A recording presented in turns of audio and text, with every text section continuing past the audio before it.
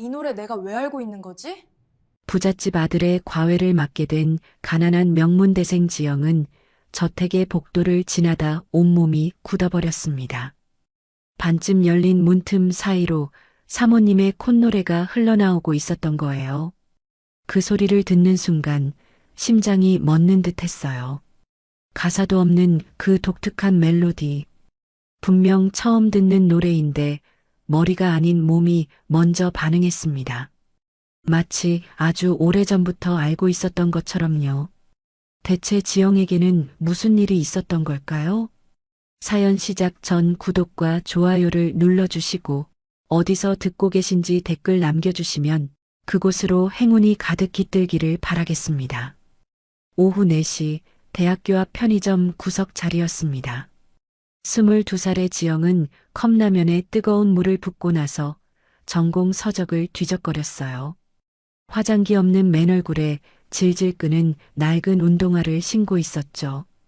오늘따라 유난히 가슴이 두근거렸습니다. 대학교 게시판에서 우연히 발견한 고액 과외 공고 때문이었어요. 평창동. 서울에서도 손꼽히는 부촌이라는 그곳에서 고등학생 아들의 수학 과외 선생님을 구한다는 내용이었습니다. 시급이 다른 과외의 2배가 넘었어요. 지영은 떨리는 손으로 연락처를 눌렀고 운 좋게도 오늘 면접을 보게 되었죠. 지영은 가방 속을 뒤적여 접어둔 옷가지를 꺼냈습니다. 빳빳한 흰색 블라우스와 검정 구두. 할머니가 아침에 손수 다려주신 것이었죠. 지영은 그 옷을 보며 오전에 있었던 일을 떠올렸습니다. 수선집 한쪽 구석의 낡은 거울 앞에서 지영은 블라우스를 입어보고 있었습니다. 할머니는 돋보기를 코끝에 걸친 채 지영의 옷매무새를 살피셨죠. 할머니, 나 오늘 평창동 가. 거기 면접 붙으면 이번 학기 등록금 걱정 끝이야. 지영은 거울 속 자신의 모습을 보며 말을 이었습니다. 할머니 무릎 치료비도 마련할 수 있어. 이번엔 꼭 붙을 거야. 할머니는 미식렵 서랍에서 뭔가를 꺼내셨습니다. 꼬깃꼬깃 접힌 5만원권 한 장이었죠. 할머니의 투박한 손이 지영의 손바닥 위에 그 돈을 올려놓았습니다. 남의 집 가서 기죽지 마라. 할머니의 목소리는 낮았지만 단단했습니다. 우리 지영이처럼 귀한 애가 어디 있다고. 넌 누구 앞에서도 당당해도 돼. 할머니는 지영의 손을 꼭 잡아주셨습니다. 거칠고 갈라진 손이었지만 그 온기만큼은 세상 어떤 것보다 따뜻했어요. 지영은 그 손의 감촉을 기억하며 편의점 문을 나섰습니다. 평창동으로 가는 버스 안에서 지영은 창밖을 멍하니 바라보았습니다. 버스가 도심을 벗어나 점점 한적한 길로 접어들수록 풍경이 달라졌어요. 지영은 마른 침을 삼켰습니다. 자신이 사는 달동네와는 완전히 다른 세계였죠. 좁은 골목길 대신 넓은 도로가 펼쳐져 있었고 다닥다닥 붙은 낡은 집들 대신 한 채 한 채가 성처럼 버티고 서 있었습니다. 버스에서 내린 지영은 가파른 언덕길을 올랐습니다. 언덕 끝에 도착했을 때 지영은 그 자리에 우뚝 멈춰 섰어요. 떨리는 손으로 인터폰을 눌렀습니다. 잠시 후 기계음과 함께 육중한 철문이 소리 없이 열렸습니다. 정원을 지나 현관으로 가는 길이 아득하게 멀게 느껴졌습니다. 양옆으로 펼쳐진 잔디밭은 골프장처럼 완벽하게 다듬어져 있었고 군데군데 놓인 조각상들은 미술관에서나 볼 법한 것들이었죠. 현관문이 열리고 단정한 차림의 비서가 지영을 맞이했습니다. 비서의 안내를 따라 거실로 들어선 순간 지영은 숨이 멎는 것 같았습니다. 천장이 아찔하게 높았고 한쪽 벽면 전체가 통유리창으로 되어 있어서 정원의 초록빛이 쏟아져 들어왔어요. 거실 한가운데 놓인 소파에 한 남자가 앉아 있었습니다. 50대 중반쯤으로 보이는 그 남자는 서류에서 눈도 떼지 않은 채 물었습니다. 지영 학생? 네, 안녕하세요. 김지영입니다. 지영은 허리를 깊이 숙여 인사했습니다.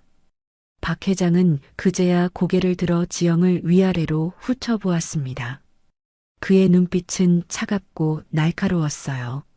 마치 지영의 가치를 저울질하는 것 같은 시선이었죠. 하준이 녀석이 워낙 까칠해서 과외 선생들이 한 달을 못 버텨요. 박 회장은 서류를 탁자 위에 툭 내려놓으며 말했습니다. 지난 1년 동안 선생이 8명이나 바뀌었어요. 지영 학생은 뭐가 다르죠? 지영은 침을 꿀꺽 삼켰습니다. 심장이 쿵쾅거렸지만 할머니가 아침에 해주신 말씀이 떠올랐습니다. 기죽지 마라. 당당해도 된다. 지영은 고개를 똑바로 들고 대답했습니다. 저는 포기하지 않는 게 전문입니다. 박 회장의 눈썹이 미세하게 꿈틀했습니다. 지영은 말을 이었습니다. 제가 학비를 직접 벌어봐서 아는데요. 귀한 돈 주시는 만큼 하준이가 최소한 공부에 흥미라도 가질 수 있게 끝까지 붙어보겠습니다. 쉽게 포기 안 합니다. 지영의 눈빛은 소탈하면서도 단단했습니다. 박 회장은 잠시 지영을 바라보다가 고개를 끄덕였어요. 좋아요. 오늘 바로 수업 시작해보죠. 지영은 안도의 숨을 내쉬었습니다. 가슴을 짓누르던 긴장감이 조금 풀렸죠. 하지만 그것도 잠시였어요. 박 회장이 자리에서 일어나며 말했습니다. 한 가지 주의할 점이 있어요. 그의 목소리가 갑자기 서늘해졌습니다. 지영은 본능적으로 등줄기가 서늘해지는 것을 느꼈어요. 내 서재는 공적인 업무를 보는 곳이라 외부인은 출입 금지입니다. 박 회장은 복도 끝을 턱으로 가리켰습니다. 묵직한 나무 문이 굳게 닫혀 있었어요. 하준이 녀석도 허락 없이는 못 들어오는 곳이니 지영 학생도 서재방만큼은 절대 들어가지 마시오. 그의 눈이 지영의 눈을 똑바로 응시했습니다. 알겠습니까? 그 한마디가 지영의 가슴에 못처럼 박혔습니다. 절대. 그 단어가 유난히 무겁게 느껴졌죠. 지영은 마른 침을 삼키며 고개를 끄덕였습니다. 네, 알겠습니다. 박 회장은 더 이상 말없이 거실을 나갔습니다. 지영은 굳게 닫힌 서재 문을 힐끗 바라보았죠. 왠지 모르게 그 문 뒤에 뭔가 거대한 비밀이 숨겨져 있을 것만 같은 느낌이 들었습니다. 하지만 지영은 그 생각을 떨쳐내며 고개를 저었습니다. 첫날부터 쓸데없는 상상을 하면 안 된다고 스스로를 다독였죠. 비서가 지영을 2층으로 안내했어요. 넓은 계단을 올라 긴 복도를 지나는 동안 지영은 이 집의 규모에 다시 한번 놀랐습니다. 그때였죠. 비서의 휴대폰이 울렸어요. 비서는 화면을 확인하더니 난감한 표정을 지었습니다. 죄송합니다. 급한 전화라 잠시만요. 하준 학생 방은 복도 끝 왼쪽입니다. 비서는 그렇게 말하고 급히 아래층으로 내려갔어요. 지영은 홀로 긴 복도에 남겨졌습니다. 정적이 흘렀습니다. 두꺼운 카펫 때문에 발소리조차 나지 않았죠. 지영은 천천히 복도를 걸었습니다. 그때였습니다. 반쯤 열린 문틈 사이로 아주 작은 소리가 흘러나왔습니다. 지영은 발걸음을 멈추었습니다. 누군가 노래를 흥얼거리고 있었습니다. 음조가 높지도 않았고 가사가 있는 것도 아니었습니다. 그저 하고 이어지는 나직한 콧노래였습니다. 그런데 그 멜로디의 박자가 묘했습니다. 한 박자씩 쉬어가는 아주 독특한 리듬이었죠. 지영은 그 자리에 얼어붙었습니다. 심장이 미친 듯이 뛰기 시작했어요. 쿵, 쿵, 쿵. 마치 가슴 안에서 북을 치는 것 같았죠. 머리로는 이해할 수 없었습니다. 처음 듣는 노래인데 왜 이렇게 온몸이 반응하는 걸까요? 손끝이 차가워졌습니다. 온몸에 소름이 돋았죠. 5살. 아주 먼 옛날 꿈속에서나 들었던 것 같은 소리였습니다. 누군가의 품 안에서 그 사람의 가슴에 귀를 대고 들었던 것 같은 진동. 귀가 아니라 온몸의 신경으로 느꼈던 그 미세한 떨림이 지금 이 순간 되살아나고 있었습니다. 지영은 자기도 모르게 가방끈을 꽉 움켜잡았습니다. 손가락이 하얗게 질릴 정도로 세게 쥐었어요. 왜 갑자기 눈물이 날 것 같지? 지영은 속으로 되뇌었습니다. 이 노래 어디서 들어본 것 같은데. 분명히 알아. 아는데 기억이 안 나. 지영은 홀린 듯 열린 문틈 쪽으로 고개를 돌렸습니다. 문 사이로 방 안의 모습이 어렴풋이 보였죠. 다도실인 것 같았어요. 창가에 놓인 찻상 앞에 한 여자가 앉아 있었습니다. 50대 초반으로 보이는 여자였습니다. 단정하게 올린 머리, 우아한 한복 저고리. 그녀는 찻잔에 차를 따르며 무심코 콧노래를 흥얼거리고 있었습니다. 그 콧노래는 그녀가 의식하지 못한 채 내뱉는 아주 깊은 습관 같았습니다. 지영의 눈에 눈물이 고였어요. 왜인지 알 수 없었습니다. 형용할 수 없는 감정이 밀려왔죠. 그때였습니다. 복도 끝방 문이 거칠게 열리며 누군가 튀어나왔어요. 아, 선생님 왔어요? 17살쯤 되어 보이는 소년이었습니다. 날카로운 눈매에 까칠한 표정. 그가 지영을 위아래로 훑어보며 물었습니다. 왜 거기 멍하니 서 있어요? 안 들어와요? 하준이었습니다. 지영은 화들짝 놀라 제정신으로 돌아왔어요. 동시에 안쪽에서 들리던 콧노래도 뚝 끊겼습니다. 지영이 고개를 돌리자 문 너머의 여자와 눈이 마주쳤습니다. 사모님 윤숙이었습니다. 그녀는 찻잔을 내려놓고 천천히 고개를 들어 복도의 지영을 바라보았죠. 그 눈빛이 묘했어요. 호기심도 경계심도 아닌 무언가 깊고 슬픈 감정이 서린 눈이었습니다. 아, 죄송합니다. 제가 길을 잠시 잃어서요. 지영은 서둘러 하준의 방으로 들어갔습니다. 하지만 등 뒤로 꽂히는 윤숙의 시선을 느낄 수 있었죠. 차분하지만 어딘가 흔들리는 듯한 그 시선이 지영의 등에 오래도록 머물렀습니다. 하준의 방은 넓고 화려했습니다. 최신식 컴퓨터와 게임기, 값비싼 가구들이 가득했어요. 하지만 지영은 그런 것들이 눈에 들어오지 않았습니다. 책상 앞에 앉았지만 머릿속에는 오직 한 가지 생각만 맴돌았죠. 저 사모님이 흥얼거리는 저 노래, 왜 내가 알 것만 같지? 지영은 펜을 집어들었지만 손이 미세하게 떨렸습니다. 손등 위로 알 수 없는 식은땀이 흘러내렸습니다. 하준이 의자를 삐걱거리며 앉았습니다. 선생님, 뭐해요? 수업 안 해요? 지영은 애써 웃으며 문제집을 펼쳤습니다. 응, 미안. 시작하자. 하지만 그녀의 마음은 이미 그 콧노래에 사로잡혀 있었습니다. 평생 잊고 살았던, 아니 잊은 줄도 몰랐던 무언가가 깨어나고 있었습니다. 마치 오래된 상처의 딱지가 벗겨지듯 아프면서도 간지러운 그 감각이 지영의 온몸을 휘감았어요. 지영은 알지 못했죠. 오후의 햇살이 창문을 통해 비스듬히 쏟아지는 그 순간 닫혀있던 운명의 문이 조용히 열리기 시작하고 있었다는 것을요. 하준이 의자를 뒤로 젖히며 지영을 위아래로 훑어보았습니다. 입꼬리가 비스듬히 올라간 게 영락없이 비아냥거리는 표정이었어요. 선생님, 아까 우리 엄마 방 앞에서 뭐 했어요? 지영의 손이 움찔했습니다. 뭘 그렇게 넋을 놓고 보고 있었어요? 우리 엄마가 좀 비현실적으로 예쁘긴 하죠? 하준의 목소리에는 날이 서 있었어요. 처음 보는 과외 선생을 테스트하려는 듯한, 일부러 불편하게 만들려는 듯한 말투였습니다.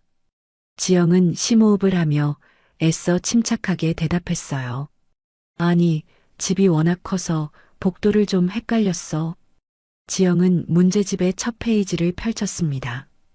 하준은 여전히 팔짱을 낀 채 천장만 바라보고 있었어요. 하준아, 이 단원학교에서 어디까지 배웠어? 몰라요. 안 들었으니까. 그럼 처음부터 같이 해보자. 이건 말이야.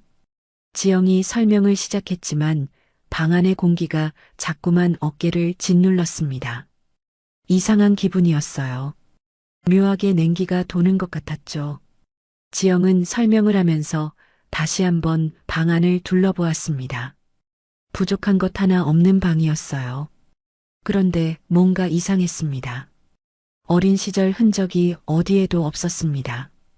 보통 이 나이 또래 아이들 방에는 어릴 때 받은 상장이나 트로피, 유치원 졸업사진 같은 게 하나쯤은 있기 마련이에요.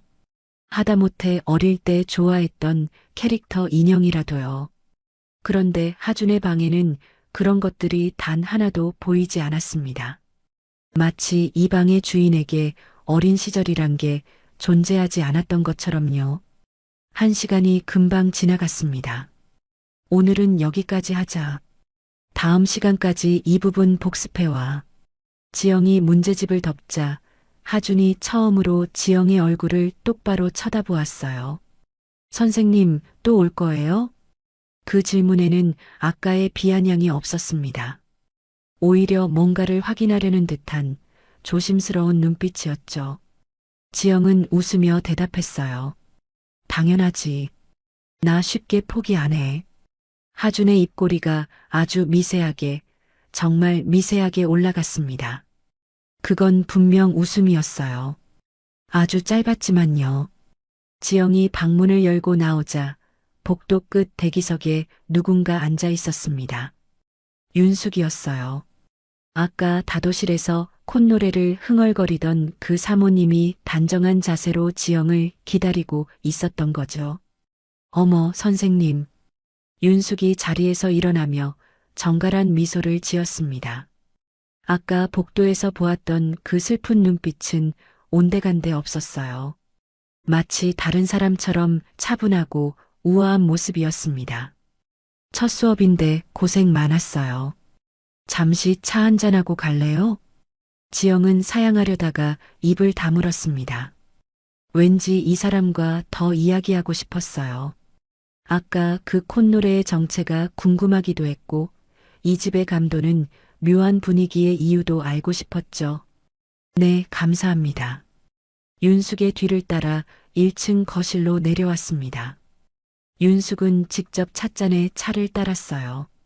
연한 녹차 향기가 거실에 퍼졌습니다. 앉아요. 윤숙이 소파를 가리켰습니다. 지영은 조심스럽게 소파 끝에 걸터 앉았어요. 가까이서 본 윤숙의 얼굴은 아까 복도에서 본 옆모습보다 훨씬 더 창백했습니다. 화장을 곱게 했지만 그 아래로 짙은 피로가 비쳐 보였죠. 윤숙이 찻잔을 건네며 지영의 손을 물끄러미 바라보았습니다. 지영 선생님은 부모님하고 사이가 좋은가 봐요. 뜬금없는 질문이었어요. 지영은 찻잔을 받아들며 고개를 갸웃했습니다. 네, 왜요? 손이 아주 따뜻해 보여요. 사랑받고 자란 사람 손은 달라요. 윤숙의 목소리에는 알 수 없는 그리움이 묻어 있었습니다. 지영은 문득 자신의 거친 손등이 부끄러워졌어요. 설거지하고 빨래하고 할머니 일 도우면서 트고 갈라진 손이었죠. 지영은 얼른 찻잔을 감싸쥐며 손등을 가렸습니다. 아, 전 부모님은 안 계시고요.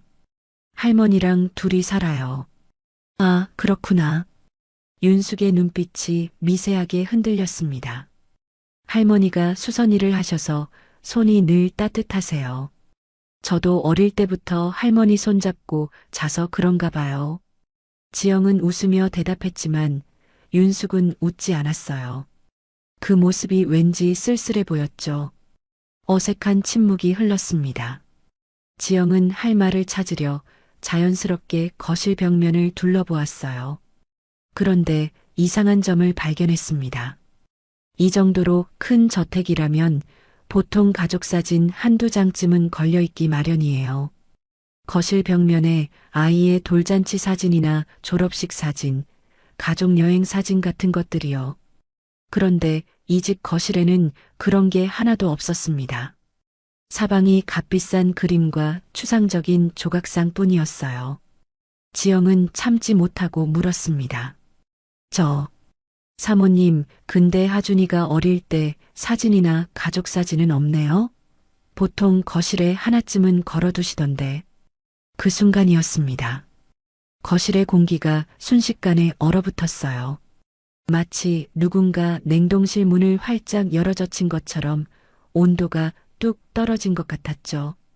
윤숙의 입가에 머물던 미소가 미세하게 경직되었습니다. 찻잔을 든 손가락에 힘이 들어가 손등에 핏줄이 비쳤어요. 우리 집엔 과거 사진이 별로 없어요. 윤숙의 목소리가 한 톤 낮아졌습니다. 그저 앞만 보고 사느라. 옛날 것은 다 정리했거든요. 지영은 윤숙의 표정을 살폈습니다. 무표정했지만 그 무표정함이 오히려 뭔가를 숨기고 있다는 걸 말해주는 것 같았어요. 윤숙은 찻잔 속의 찬물만 멍하니 바라보았습니다. 그 모습이 마치 거대한 유리 성 안에 갇힌 채 과거를 통째로 도려낸 사람처럼 보였죠. 지영은 더 이상 묻지 않았습니다. 물으면 안 될 것 같았어요. 차 맛있게 마셨습니다. 저 이만 일어나 볼게요. 지영이 자리에서 일어나려는 순간 윤숙의 하얀 실크 블라우스 소매가 눈에 들어왔습니다. 소매 끝에 실밥 하나가 길게 빠져나와 있었어요. 수선집 손녀로 자란 지영에게는 그런 게 눈에 확 띄었습니다. 지영은 무의식적으로 손을 뻗었어요. 사모님, 소매에 실밥이 붙었네요. 제가 떼드릴게요. 하지만 지영의 손가락이 소매에 닿기도 전이었습니다. 악! 윤숙이 비명에 가까운 소리를 지르며 몸을 뒤로 확 뺐어요. 윤숙의 얼굴이 순식간에 하얗게 질렸죠. 지영은 그 자리에 얼어붙었어요. 손을 뻗은 자세 그대로 멈춰버렸죠. 미안해요. 윤숙이 떨리는 목소리로 말했습니다. 내가 결벽증이 좀 있어서 누가 갑자기 몸에 손 떼는 걸 잘 못 참거든요. 윤숙은 자신의 손목을 움켜쥐며 작게 떨고 있었어요. 아까까지 차분하고 우아하던 모습은 온데간데 없었습니다. 지영은 당혹스러움보다 당황스러움이 앞섰습니다. 실밥 하나 떼주려던 것뿐인데요. 왜 저렇게까지 겁을 내는 걸까요? 마치 누군가에게 잡히면 안 되는 사람처럼, 누군가의 손길이 무서운 사람처럼요. 아, 죄송해요. 제가 생각이 짧았네요. 지영은 손을 거두며 사과했습니다. 윤숙은 간신히 미소를 지으며 고개를 저었어요. 아니에요. 내가 너무 예민해서 그래요. 신경 쓰지 마요. 하지만 윤숙의 손은 여전히 떨리고 있었습니다. 찻잔을 집어드는 손가락이 파르르 떨려서 찬물이 잔 밖으로 조금 쏟아졌어요. 윤숙은 애써 태연한 척했지만 지영의 눈에는 다 보였습니다. 이 사람은 뭔가를 무서워하고 있어요. 단순한 결벽증이 아니었습니다. 저건 공포였어요. 오랜 시간 동안 뭔가에 시달려온 사람이 보이는 반응이었죠. 저 그럼 다음 주에 다시 올게요. 지영은 서둘러 인사하고 현관으로 향했습니다. 뒤에서 윤숙의 목소리가 들려왔어요. 선생님, 조심해서 가요. 그 목소리는 평범한 인사였지만 왠지 모르게 간절하게 들렸습니다. 저택을 나온 지영의 머리 위로 보슬비가 내리기 시작했습니다. 언제부터 구름이 몰려왔는지 하늘이 잿빛으로 물들어 있었어요. 지영은 우산이 없어서 가방을 머리 위에 올린 채 버스 정류장을 향해 걸었습니다. 걸으면서 자꾸 뒤를 돌아보게 되었어요. 저택의 2층 창문이 보였습니다. 커튼 사이로 희미한 불빛이 새어나왔죠. 누군가 창가에 서 있는 것 같기도 했어요. 윤숙인지 하준인지 아니면 다른 누군가인지 알 수 없었습니다. 지영은 주머니 속 할머니의 낡은 손수건을 만지작거렸어요. 축축한 손수건이 손끝에 닿았습니다. 머릿속에서 오늘 본 것들이 하나씩 떠올랐죠. 사진 한 장 없는 거실, 갑작스러운 접촉에 사색이 된 얼굴, 그리고 그 콧노래. 저 집에 뭐가 있는 걸까요? 저 사모님은 대체 무엇을 숨기고 있는 걸까요? 버스가 달동네 정류장에 멈춰 섰습니다. 골목 끝 희미한 불빛이 새어나오는 수선집이 보였습니다. 할머니가 아직 미싱 앞에 앉아 계신 거였어요. 지영은 발걸음을 재촉했습니다. 골목 끝 수선집 문을 열자 익숙한 소리가 지영을 맞이했습니다. 드르륵, 드르륵. 할머니의 미싱 소리였어요. 늦은 밤인데도 75살의 할머니는 돋보기를 코끝에 걸친 채 미싱 앞에 앉아 계셨습니다. 굽은 등, 주름진 손, 하얗게 센 머리카락. 형광등 불빛 아래서 바느질감에 집중하는 모습이 왠지 모르게 쓸쓸해 보였어요. 할머니, 나왔어. 지영이 할머니의 굽은 등 뒤로 다가가 가만히 얼굴을 부볐습니다. 할머니가 미싱을 멈추고 돌아보았어요. 비에 젖은 지영의 모습을 보더니 눈이 휘둥그레졌습니다. 어휴, 이게 무슨 꼴이야. 비를 다 맞고 왔어? 할머니가 허둥지둥 일어나 마른 수건을 가져왔어요. 그리고 지영의 젖은 머리카락을 정성껏 닦아주었습니다. 투박하지만 따뜻한 손길이었죠. 우리 강아지 고생 많았지? 면접은 잘 봤어? 응, 붙었어. 오늘부터 바로 수업했어. 정말? 할머니의 주름진 얼굴에 환한 웃음이 번졌습니다. 잘 됐네, 잘 됐어. 우리 지영이 복 받을 거야. 할머니는 부엌에서 사과 한 알을 가져와 깎기 시작했습니다. 지영은 작은 식탁에 앉아 할머니가 깎아주는 사과를 받아들었습니다.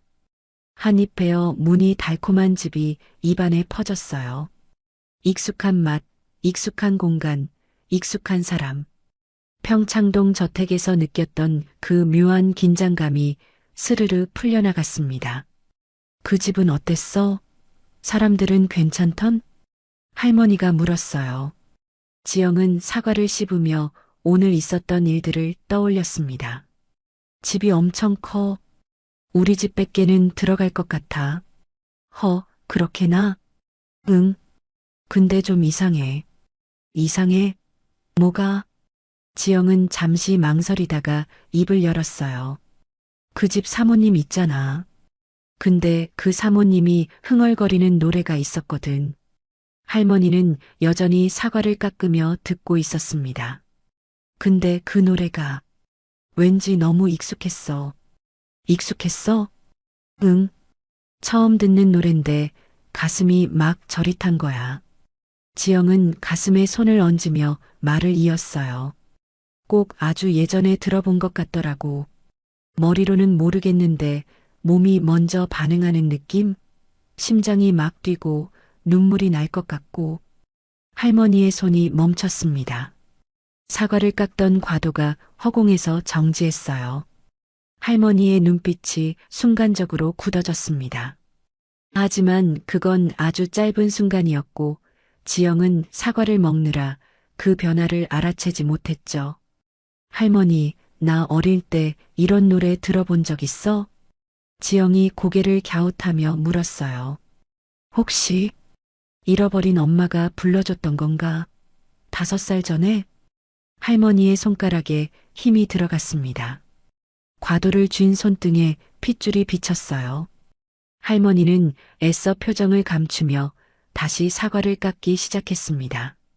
하지만 아까와 달리 손놀림이 어딘가 어색했어요. 껍질이 두껍게 깎이더니 결국 중간에서 뚝 끊어져 버렸죠. 글쎄다.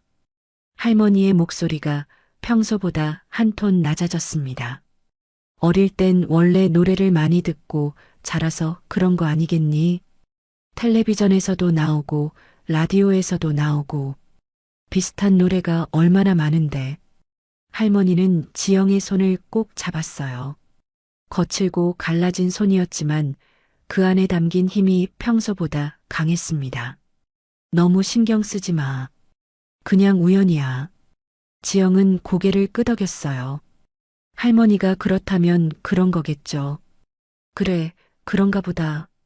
내가 괜히 예민했나 봐. 지영은 남은 사과를 입에 털어넣으며 자리에서 일어났습니다. 나 씻고 올게. 비 맞아서 찝찝해. 지영이 좁은 욕실로 들어가고 문이 닫혔습니다.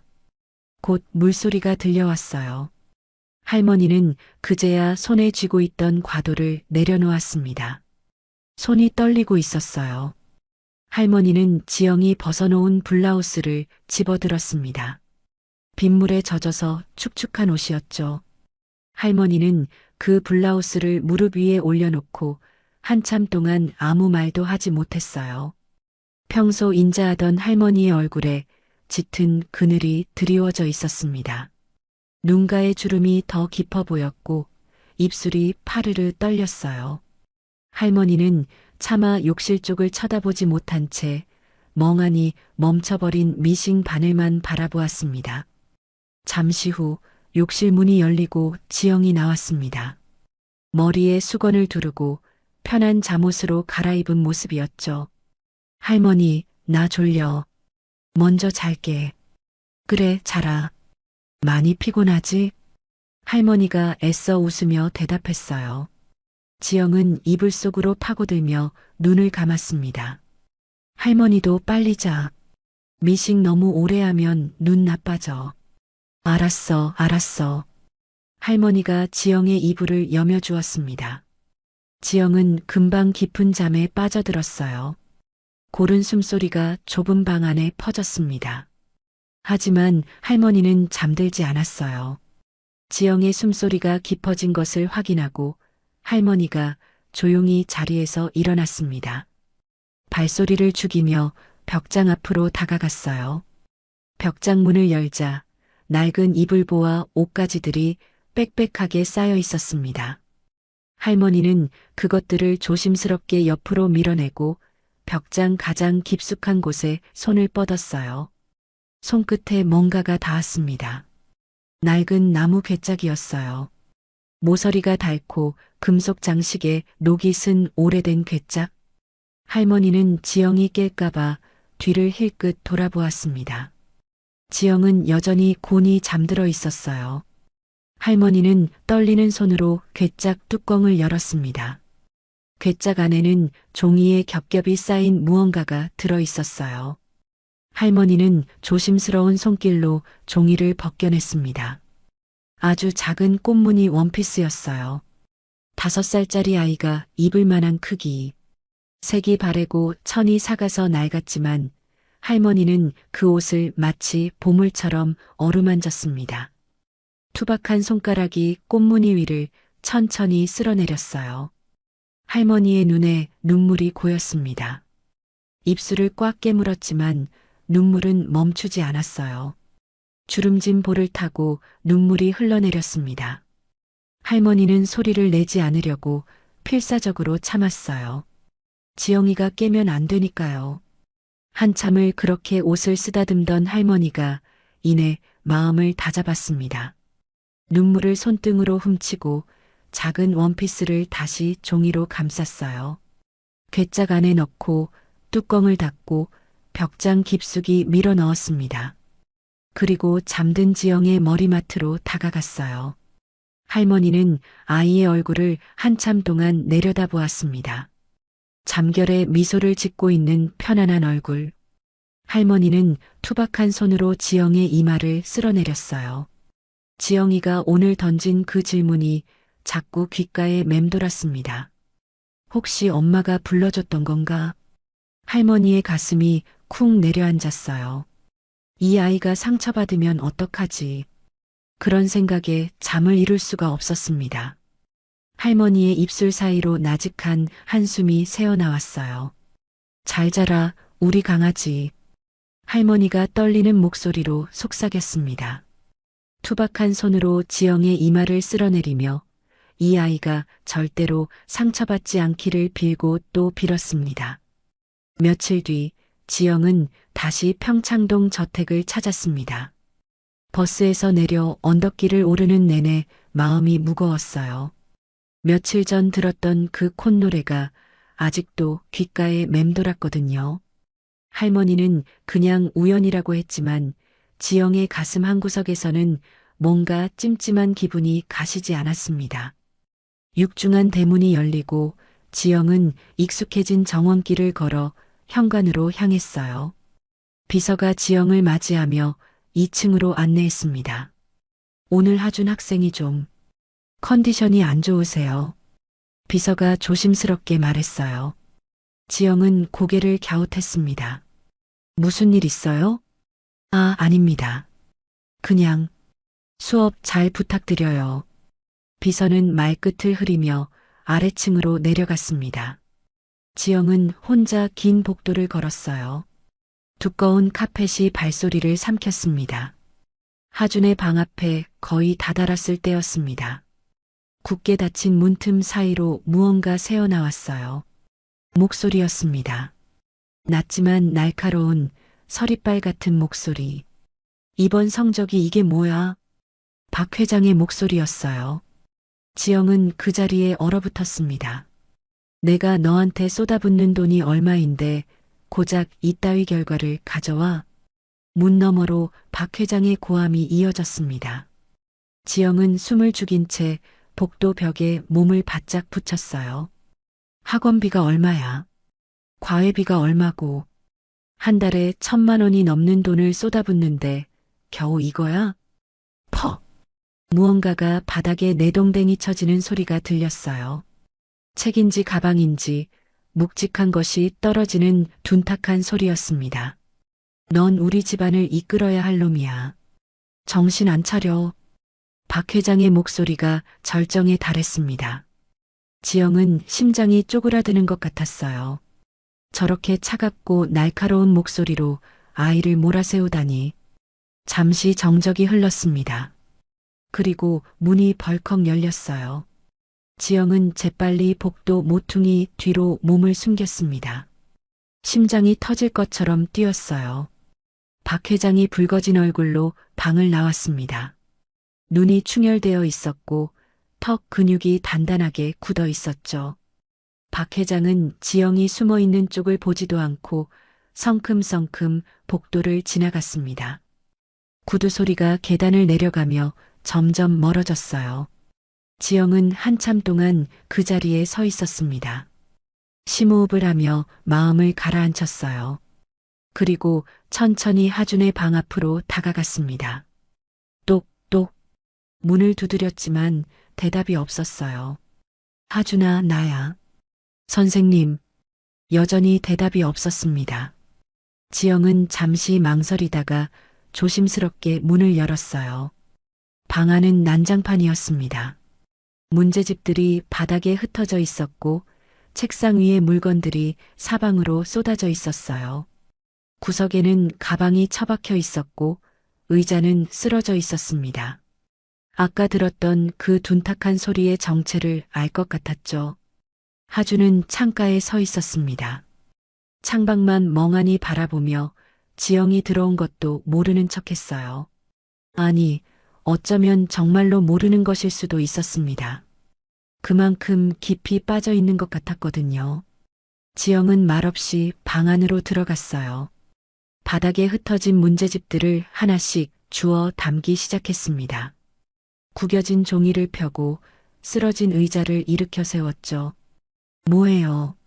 하준의 목소리가 들렸어요. 여전히 창밖을 보고 있었습니다. 청소. 지영이 짧게 대답했어요. 안 해도 돼요. 어차피 가정부 아줌마가 치울 거니까. 내가 하고 싶어서 하는 거야. 지영은 계속 책들을 주워 담았습니다. 하준은 그제야 고개를 돌려 지영을 바라보았어요. 오늘 수업하기 싫으면 그냥 가요. 하준의 목소리에는 분노가 없었습니다. 오히려 깊은 허무함이 서려 있었죠. 화가 난 사람의 목소리가 아니라 모든 걸 포기한 사람의 목소리였어요. 어차피 나한테 기대하는 사람 아무도 없으니까. 지영의 손이 멈췄습니다. 책을 든 채로 하준을 바라보았어요. 선생님도 돈 때문에 온 거잖아요. 다른 선생들이랑 똑같이. 하준이 씁쓸하게 웃었습니다.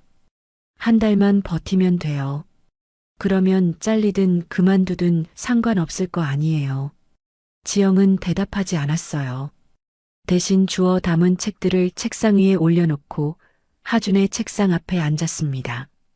의자를 끌어당겨 자리를 잡았죠. 하준이 의아한 표정으로 지영을 바라보았어요. 뭐해요? 가라니까. 수업하려고. 방금 하기 싫다고 했잖아요. 내가 싫다고 했지. 내가 싫다고 한 적 없어. 지영이 문제집을 펼쳤습니다. 하준은 어이없다는 듯 코웃음을 쳤어요. 진짜 이상한 사람이네. 하지만 하준은 창가에서 움직이지 않았습니다. 여전히 창밖을 바라보고 있었죠. 지영은 문제집을 펼친 채로 하준의 시선을 따라 창밖을 바라보았어요. 저 아래 정원이 보였습니다. 넓은 잔디밭, 가지런히 다듬어진 나무들, 그리고 정원 한가운데 놓인 벤치. 그 벤치에 누군가 앉아 있었어요. 윤숙이었습니다. 사모님이 멍하니 벤치에 앉아 허공을 바라보고 있었죠. 무언가를 생각하는 것 같기도 하고 아무 생각도 하지 않는 것 같기도 했어요. 우리 엄마는 하루 종일 저러고 있어요.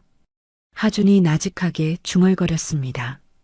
밥 먹을 때 빼고는 거의 저기 앉아 있어요. 아니면 2층 다도실에서 차 마시거나. 지영은 말없이 듣고 있었어요. 나를 보고 있어도 내가 아니라 딴 사람을 보고 있는 것 같다니까요. 하준의 목소리가 떨렸습니다. 어릴 때부터 그랬어요. 엄마가 나를 볼 때, 뭐랄까, 눈은 나를 보는데 마음은 다른 데 있는 느낌? 항상 나를 뚫고 다른 뭔가를 보는 것 같았어요. 지영은 가슴이 먹먹해졌어요. 17살 소년이 하기엔 너무 무거운 말이었습니다. 아빠는 아빠대로 나를 후계자로만 봐요. 아들이 아니라 회사 물려줄 도구로요. 하준이 창문에 이 말을 기댔습니다. 난 이 집에서 그냥 박 회장의 후계자로 길러지는 로봇일 뿐이에요. 성적 잘 받고 좋은 대학 가고 회사 물려받고 그게 내 인생의 전부예요. 하준의 눈가가 붉어졌어요. 하지만 울지는 않았습니다. 아마 울기엔 너무 많이 상처받아서 이제는 눈물도 안 나오는 것 같았죠. 지영은 그런 하준을 바라보며 가슴이 저렸습니다. 부모의 전폭적인 지원을 받으면서도 정작 진짜 사랑에는 굶주린 소년. 넘치도록 가진 것 같으면서도 정작 가장 중요한 건 텅 비어 있는 아이. 화려한 저택 안에서 외로움에 시달리는 17살. 지영은 조용히 입을 열었어요. 하준아. 하준은 대답하지 않았습니다. 나도 부모님 얼굴 몰라. 하준이 고개를 돌렸어요. 처음으로 지영의 눈을 똑바로 바라보았습니다. 5살 때 잃어버렸거든. 그 뒤로 할머니가 키워주셨어. 지영은 담담하게 말했어요. 부모님이 어떤 사람인지, 왜 나를 잃어버렸는지, 아직도 살아계신지. 아무것도 몰라. 하준의 눈빛이 흔들렸습니다. 그래서 내 마음 조금은 알 것 같아. 마음 둘 곳이 없는 느낌. 내가 여기 있는데 아무도 나를 안 보는 것 같은 느낌. 지영이 하준의 눈을 똑바로 바라보았어요. 근데 있잖아, 하준아. 하준은 말없이 듣고 있었습니다. 부모님이 널 어떻게 보든 그건 부모님 사정이야. 지영의 목소리가 단호해졌어요. 근데 너까지 너 자신을 그렇게 대하면 안 되는 거잖아. 하준의 눈이 커졌습니다. 로봇이 되기 싫으면 내가 내 인생을 증명해. 공부가 싫으면 다른 거라도 해보던가. 음악이든 운동이든 그림이든. 내가 진짜 좋아하는 게 뭔지 찾아봐. 지영이 책상을 손가락으로 톡톡 두드렸어요. 이렇게 멍하니 창밖만 보고 있는 건 너무 아깝지 않아? 넌 17살이야. 뭐든 할 수 있는 나이라고. 하주는 당황한 듯 입을 다물었습니다. 평소에 만났던 과외 선생들은 다 비슷했거든요. 돈만 보고 비위 맞추고 하준이 공부 안 해도 대충 넘어가고 한 달 버티다 그만두고 그런 선생들만 봐왔는데 지영은 달랐습니다. 돈 때문에 왔으면서 돈 얘기는 안 하고 공부하기 싫다는데 억지로 시키려 하고 심지어 이렇게 직접적으로 일침을 놓는 사람은 처음이었어요. 선생님 좀 이상해요. 하준이 작게 중얼거렸습니다.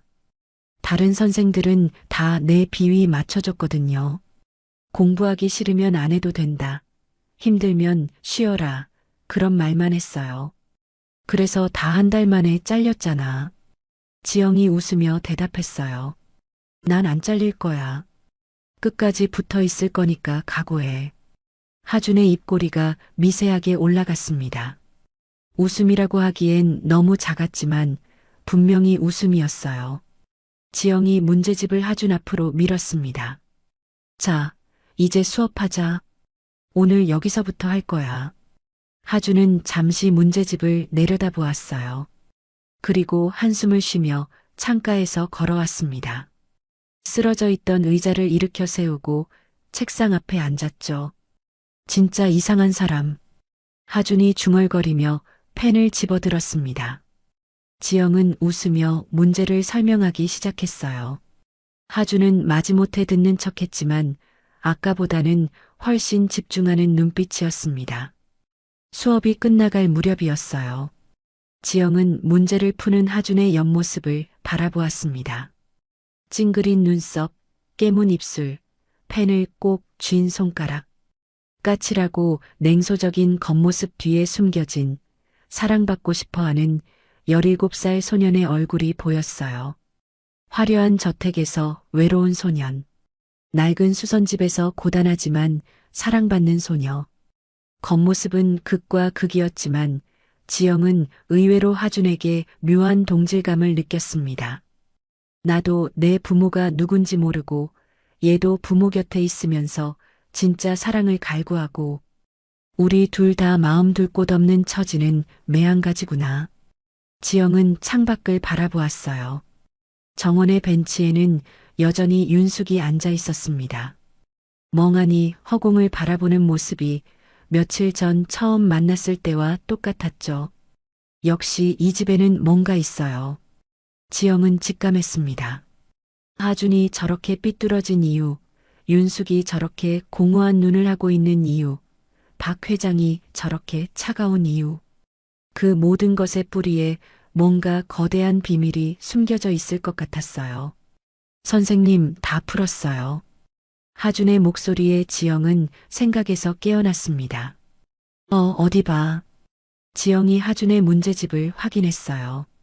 틀린 문제가 몇 개 있었지만 처음보다 훨씬 나아졌습니다. 잘했어. 다음 시간까지 여기 복습해와. 지영이 문제집을 덮으며 말했어요. 하준은 고개를 끄덕였습니다. 선생님, 지영이 가방을 챙기려는데 하준이 불렀어요. 왜? 그냥 오늘 고마웠어요. 하준이 고개를 숙인 채 작게 말했습니다. 귀끝이 살짝 빨개져 있었어요. 지영은 웃으며 대답했습니다. 다음 주에 또 올게. 도망가지 마. 하준이 피식 웃었어요. 처음으로 제대로 된 웃음을 보여준 거였습니다. 저택을 나서며 지영은 다시 한번 정원을 바라보았어요. 윤숙은 여전히 벤치에 앉아 있었습니다. 석양빛이 그녀의 창백한 얼굴 위로 쏟아지고 있었죠. 저 사람은 대체 무엇을 잃어버린 걸까요? 그리고 이 집은 대체 무엇을 숨기고 있는 걸까요? 지영은 알 수 없는 예감에 심장이 두근거렸습니다. 무언가 거대한 것이 다가오고 있다는 느낌. 하지만 그게 뭔지는 아직 알 수 없었어요. 언덕길을 내려가며 지영은 생각했습니다. 다음에 오면 조금 더 알 수 있을까요? 이 집의 비밀을요. 그리고 내 가슴을 뛰게 하는 그 콧노래의 정체를요. 그날 이후로 한 달이 흘렀습니다. 지영의 단호한 일침이 있은 후 하준의 태도가 조금씩 달라지기 시작했어요. 처음에는 지영의 눈치를 보며 마지못해 펜을 잡았지만 수업이 거듭될수록 변화가 눈에 띄었습니다.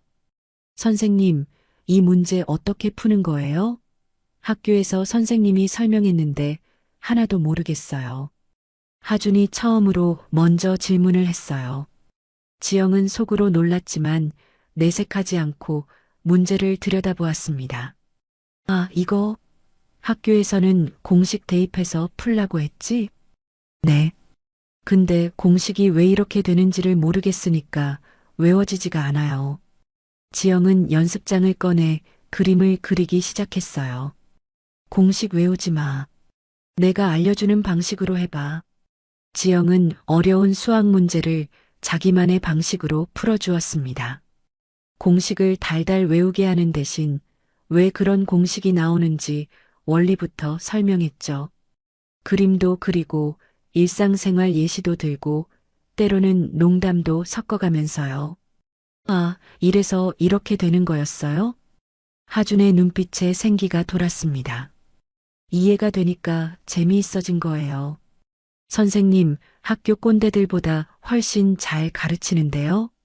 하준이 툭 던지듯 말했어요. 칭찬치고는 표현이 좀 그랬지만 지영은 그 말 한마디에 하준의 마음의 벽이 무너지고 있음을 느꼈습니다. 꼰대라니 선생님들한테 그러면 안 되지. 아, 근데 진짜 그래요. 질문하면 짜증내고 설명은 교과서 읽는 거랑 똑같고 하준이 투덜거렸지만 표정은 밝았어요. 처음 만났을 때의 그 냉소적인 얼굴이 아니었습니다. 그렇게 한 달이 지나자 냉기만 흐르던 하준의 방에는 제법 치열한 공부 열기가 감돌았어요. 책상 위에는 풀다 만 문제집들이 쌓여 있었고 연습장에는 하준이 직접 정리한 오답 노트가 빼곡했습니다. 저택의 공기도 달라졌어요. 하준이 책상 앞에 앉아 있는 시간이 길어지자 집안 분위기가 눈에 띄게 부드러워졌습니다. 예전에는 거실에서 마주쳐도 눈도 마주치지 않던 박 회장이 이제는 지영에게 가벼운 목례를 건넸어요. 수고해요. 짧은 한마디였지만 지영은 그것만으로도 충분했습니다. 차갑기만 하던 박 회장에게서 인정받는 느낌이 들었거든요. 윤숙의 변화는 더 눈에 띄었어요. 지영이 저택에 올 시간이 되면 윤숙은 정원 입구까지 나와 있었습니다. 말없이 화초를 가꾸는 척하면서요. 지영이 대문을 열고 들어오면 윤숙은 고개를 들어 조용히 미소 지었습니다. 선생님 왔어요? 네, 안녕하세요. 그게 전부였어요. 긴 대화는 없었지만 윤숙이 지영을 기다리고 있다는 건 느낄 수 있었습니다. 왠지 모르게 따뜻한 기분이 들었죠. 그리고 드디어 중간고사 성적이 나오는 날이 왔습니다. 지영이 하준의 방에 들어섰을 때 하준은 책상 앞에 앉아 성적표를 들고 있었어요. 표정이 묘했습니다. 웃는 것 같기도 하고 믿기지 않는다는 것 같기도 하고. 어떻게 됐어? 지영이 조심스럽게 물었어요. 하준이 성적표를 지영에게 내밀었습니다. 지영은 성적표를 받아들고 숫자를 확인했어요. 하준아, 이거 목표 점수 넘었어요. 하준이 작게 웃었습니다. 수학 82점이에요. 지난번보다 30점 올랐어요. 지영의 얼굴에 환한 웃음이 번졌어요. 제 일처럼 기뻐하며 하준의 등을 두드려 주었습니다. 잘했어.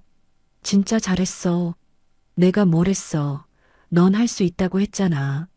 하준은 쑥스러운 듯 고개를 숙였지만 입꼬리는 올라가 있었어요. 처음으로 누군가에게 진심으로 칭찬받는 기분이었거든요. 그때 방문을 노크하는 소리가 들렸습니다. 똑똑. 들어오세요. 하준이 대답하자 문이 열리고 윤숙이 들어왔어요. 손에는 예쁘게 깎은 과일이 담긴 쟁반을 들고 있었습니다. 사과, 배, 포도. 정성스럽게 깎아서 가지런히 담아놓은 과일들이었죠. 성적표 봤어. 윤숙의 얼굴에는 한 달 전에 그 서늘한 그림자가 없었습니다. 대신 자식을 향한 순수한 안도감이 서려 있었어요. 선생님, 정말 고마워요. 윤숙이 지영을 바라보며 말했습니다. 하준이가 이렇게 웃으면서 공부하는 거 처음 봐요. 지영은 어깨를 으쓱했어요. 제가 한 건 별로 없어요. 하준이가 열심히 한 거죠. 아니에요. 선생님 오고 나서 하준이가 많이 달라졌어요. 밥도 잘 먹고 말도 많아지고. 윤숙은 쟁반을 책상 위에 내려놓았습니다. 그리고 책상 위에 어질러진 연습장들을 정리하는 지영의 모습을 가만히 지켜보았어요. 지영은 연습장을 모아서 가지런히 쌓고 펜을 필통에 넣고 떨어진 지우개 가루를 치우려 고개를 숙였습니다. 그때였어요. 윤숙이 지영의 어깨 위로 흘러내린 머리카락을 조심스레 넘겨주었습니다. 공부 가르치느라 머리가 다 내려온 줄도 몰랐네요. 아주 자연스럽고 포근한 손길이었어요. 지영은 그 손길에 몸이 굳었습니다. 지난번에 실밥을 떼려고 했을 때 윤숙이 얼마나 놀라며 몸을 뺐는지 기억났거든요. 그때는 결벽증이라며 누가 몸에 손 떼는 걸 못 참는다고 했는데 지금은 정반대였어요. 그런데 그 순간이었습니다. 윤숙의 소매 끝에서 훅 하고 향기가 끼쳐왔어요. 샴푸 향기였습니다. 화려한 저택과는 어울리지 않는 아주 깨끗하고 소박한 냄새. 비싼 향수 같은 게 아니라 그냥 깨끗한 비누 향 같은 것이었어요. 그 냄새가 지영의 폐부 깊숙이 박혔습니다. 지영은 펜을 쥔 채 그대로 얼어붙었어요. 심장이 쿵쾅거리기 시작했습니다. 머리로는 이해할 수 없었어요. 그냥 샴푸 향기인데 왜 이렇게 가슴이 뛰는 걸까요? 17년 전, 기억의 아주 먼 심연 속에서 무언가가 떠올랐습니다. 누군가의 품 안, 따뜻한 체온, 그리고 이 냄새, 나를 꼭 안아주던 누군가의 품속 냄새. 머리로는 기억나지 않았어요. 하지만 심장이 먼저 반응했습니다. 쿵, 쿵, 쿵. 가슴 안에서 북소리가 울렸어요. 지영의 눈에 눈물이 고였습니다. 왜 우는지 몰랐어요. 그냥 눈물이 나왔습니다. 울컥하고 차오르는 감정을 도저히 주체할 수가 없었죠. 지영은 고개를 들어 윤숙을 올려다보았습니다. 사모님, 목소리가 떨렸어요. 사모님한테선 꼭 우리 엄마 같은 냄새가 나요. 윤숙의 손이 허공에서 멈췄습니다. 아주 오래전부터 알고 있었던 것 같은 그런 냄새요. 지영의 뜬금없는 말에 방 안에 정적이 흘렀어요. 하준도 고개를 들어 두 사람을 의아하게 쳐다보았습니다. 선생님, 무슨 말이에요? 하준이 물었지만 지영은 대답하지 못했어요. 윤숙만 바라보고 있었습니다. 윤숙의 표정이 묘하게 변했어요. 당황한 것 같기도 하고, 놀란 것 같기도 하고, 그리고 뭔가 다른 감정이 스쳐 지나간 것 같기도 했습니다. 내가 쓰는 샴푸가 좀, 윤숙이 머뭇거리며 말했어요. 옛날 향이 나긴 하죠. 요즘 사람들은 잘 안 쓰는 종류라서. 윤숙은 희미하게 웃었습니다. 지영 선생님, 어머니도 이 향을 좋아하셨나 보네요. 그 말을 끝으로 윤숙은 방을 나갔어요. 문이 닫히고 발소리가 복도를 지나 멀어져 갔습니다. 지영은 한동안 펜을 잡지 못했어요. 손이 떨렸습니다. 가슴 한구석이 뻥 뚫린 것처럼 허전했어요. 아까 맡은 그 향기가 아직도 코끝에 남아있는 것 같았습니다. 온몸을 휘감고 있는 듯한 기분이었죠. 지영의 손등 위로 눈물 한 방울이 툭 떨어졌습니다.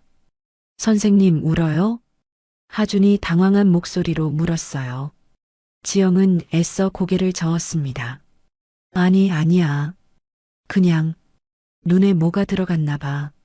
지영은 손등으로 눈물을 훔쳤어요. 하지만 눈물은 자꾸만 흘러내렸습니다. 선생님, 왜 그래요? 우리 엄마가 뭐 어쨌어요? 하준이 걱정스러운 표정으로 물었지만 지영은 대답할 수 없었어요. 자신도 왜 이러는지 모르겠으니까요. 과연 우연일까요? 아니면 자신의 기억이 만들어낸 환상일까요?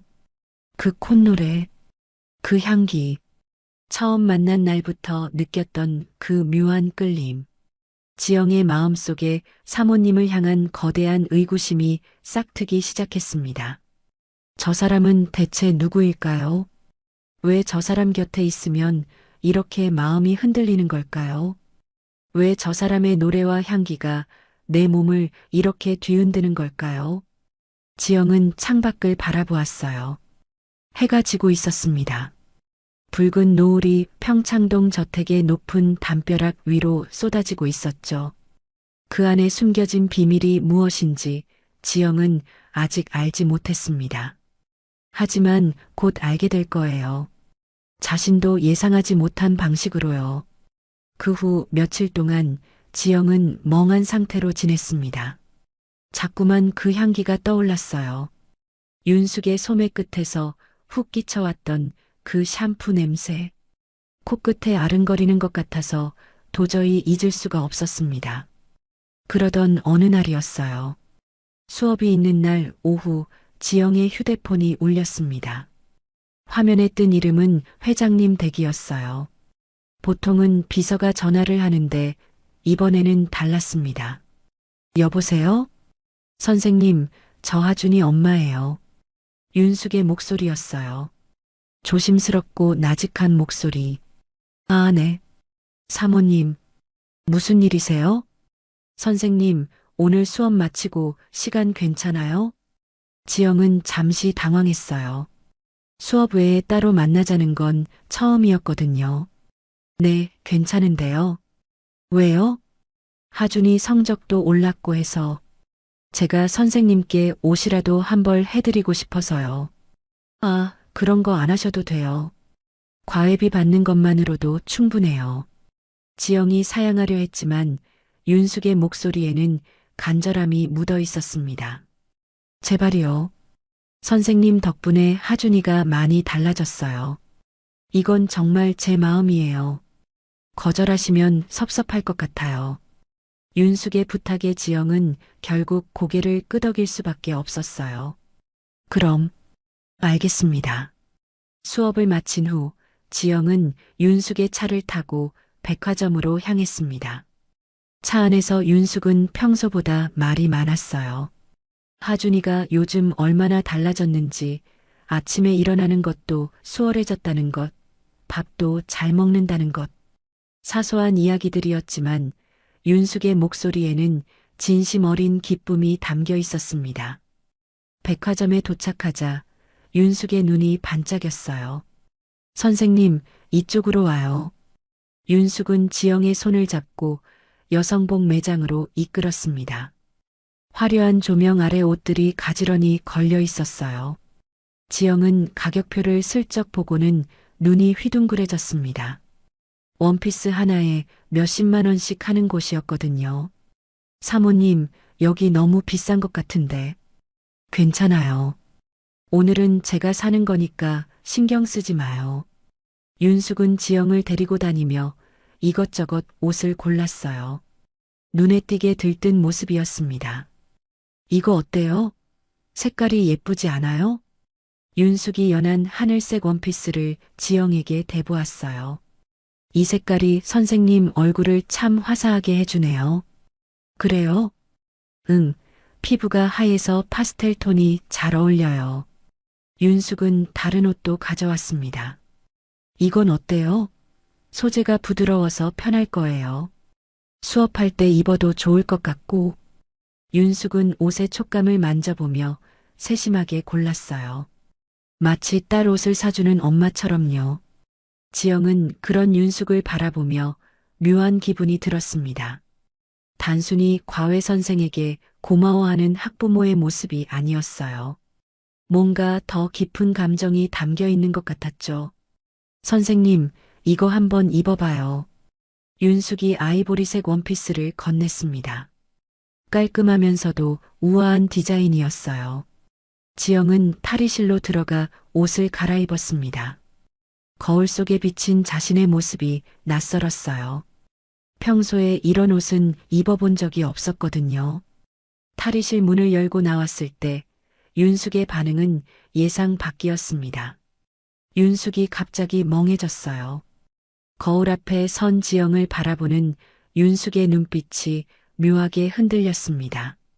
마치 지영의 모습 위로 다른 누군가의 형상을 겹쳐보는 듯한 눈빛이었죠. 사모님? 지영이 불렀지만 윤숙은 대답하지 않았어요. 그저 멍하니 지영을 바라보고 있었습니다. 사모님, 왜 그러세요? 이상해요? 지영이 다시 묻자 윤숙이 정신을 차렸습니다. 눈가가 살짝 붉어져 있었어요. 아, 아니에요. 윤숙이 애써 미소 지으며 대답했습니다. 선생님이 예뻐서요. 윤숙은 지영에게 다가와 옷매무새를 다듬어 주었어요. 어깨 부분을 쓸어내리고 허리선을 잡아주고 살아있었다면 윤숙이 나직하게 중얼거렸습니다. 네. 아니, 내 아이도 지금쯤이면 선생님처럼 이렇게 예쁜 옷이 참 잘 어울렸을 텐데. 지영의 가슴이 철렁했어요. 내 아이. 윤숙의 목소리에는 짙은 그리움이 묻어 있었습니다. 마치 오래전에 잃어버린 무언가를 그리워하는 사람의 목소리였죠. 사모님, 아이가. 지영이 조심스럽게 물으려 했지만 윤숙이 먼저 말을 끊었어요. 이거 사줄게요. 선생님한테 잘 어울려요. 윤숙은 옷을 들고 계산대로 향했습니다.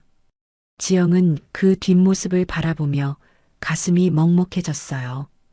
옷을 결제하는 동안 윤숙이 처음으로 속마음을 살짝 내비쳤습니다. 선생님을 보면 자꾸 마음이 쓰여요. 윤숙이 나직하게 말했어요. 그 콧노래도 향기도. 선생님이 그걸 알아차려 줄 때마다 내 심장이 덜컥거려요. 지영은 말없이 듣고 있었습니다. 왜 그런지 나도 모르겠어요. 그냥 선생님을 보면 자꾸 누군가가 생각나서. 윤숙의 목소리가 떨렸어요. 지영은 윤숙의 눈을 바라보았습니다. 처음 만난 날 보았던 그 거대한 불안의 정체가 조금씩 보이기 시작했어요. 그건 불안이 아니라 상실이었습니다. 뭔가를 잃어버린 사람의 슬픔이었죠. 쇼핑을 마치고 백화점을 나섰습니다. 해가 지고 있었어요. 주황빛 노을이 백화점 유리창에 반사되어 반짝였습니다. 주차장으로 가는 길, 윤숙이 불쑥 지영의 손을 잡았어요. 지영은 깜짝 놀랐습니다. 지난번에 실밥을 떼려고 했을 때 결벽증이라며 경기를 일으키던 모습이 생생하게 기억났거든요. 그런데 지금 윤숙은 지영의 손을 꼭 잡고 있었습니다. 잠깐이었어요. 금방 손을 놓았지만 그 온기는 지영의 손바닥에 오래 남았습니다. 고마워요, 선생님. 윤숙이 미소 지으며 말했어요. 오늘 나랑 같이 있어줘서. 그 말이 왠지 모르게 슬프게 들렸습니다. 마치 오랫동안 외로웠던 사람이 처음으로 누군가와 함께한 것처럼요. 집으로 돌아오는 버스 안에서 지영은 윤숙이 사준 옷 가방을 꼭 쥐고 있었습니다. 창밖으로 지나가는 불빛들을 멍하니 바라보며 생각했어요.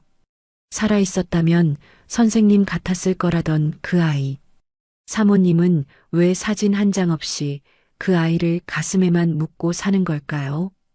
거실 벽면에 가족 사진 한 장 없던 그 집. 과거를 다 정리했다던 윤숙의 말.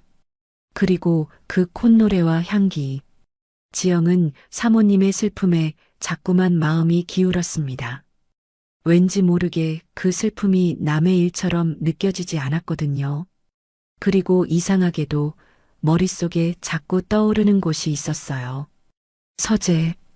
첫날 박 회장이 그토록 단호하게 경고했던 그 방. 절대 들어가지 마시오. 그 차가운 목소리가 귓가에 맴돌았습니다. 왜 그렇게 단호하게 금지했을까요? 하준도 허락 없이는 못 들어간다던 그 방에는 대체 뭐가 있는 걸까요? 지영은 직감했어요. 이 집의 모든 진실이 그 서재 안에 숨겨져 있을 것 같다고. 버스가 달동네 정류장에 멈춰섰습니다. 지영은 옷가방을 꼭 안은 채 버스에서 내렸어요. 골목길을 걸으며 지영은 생각했습니다. 다음에 가면 한번 들여다볼까? 그 서재를. 무슨 비밀이 숨겨져 있는지. 위험한 생각인 건 알았어요. 박 회장에게 들키면 과외에서 잘릴 수도 있었죠. 하지만 그 강렬한 이끌림을 무시할 수가 없었습니다. 마치 그 안에 자신의 운명이 기다리고 있는 것처럼요. 수선집 불빛이 보였습니다. 할머니가 아직 미싱 앞에 앉아 계신 거였죠. 지영은 문을 열고 들어가며 중얼거렸어요. 할머니, 나왔어. 하지만 마음 한구석에서는 이미 결심이 서 있었습니다. 다음에는 꼭 알아내겠다고. 이 집의 비밀을요. 며칠 뒤 지영은 다시 평창동 저택을 찾았습니다. 하준의 방에 들어서자 하준은 이미 책상 앞에 앉아 있었어요.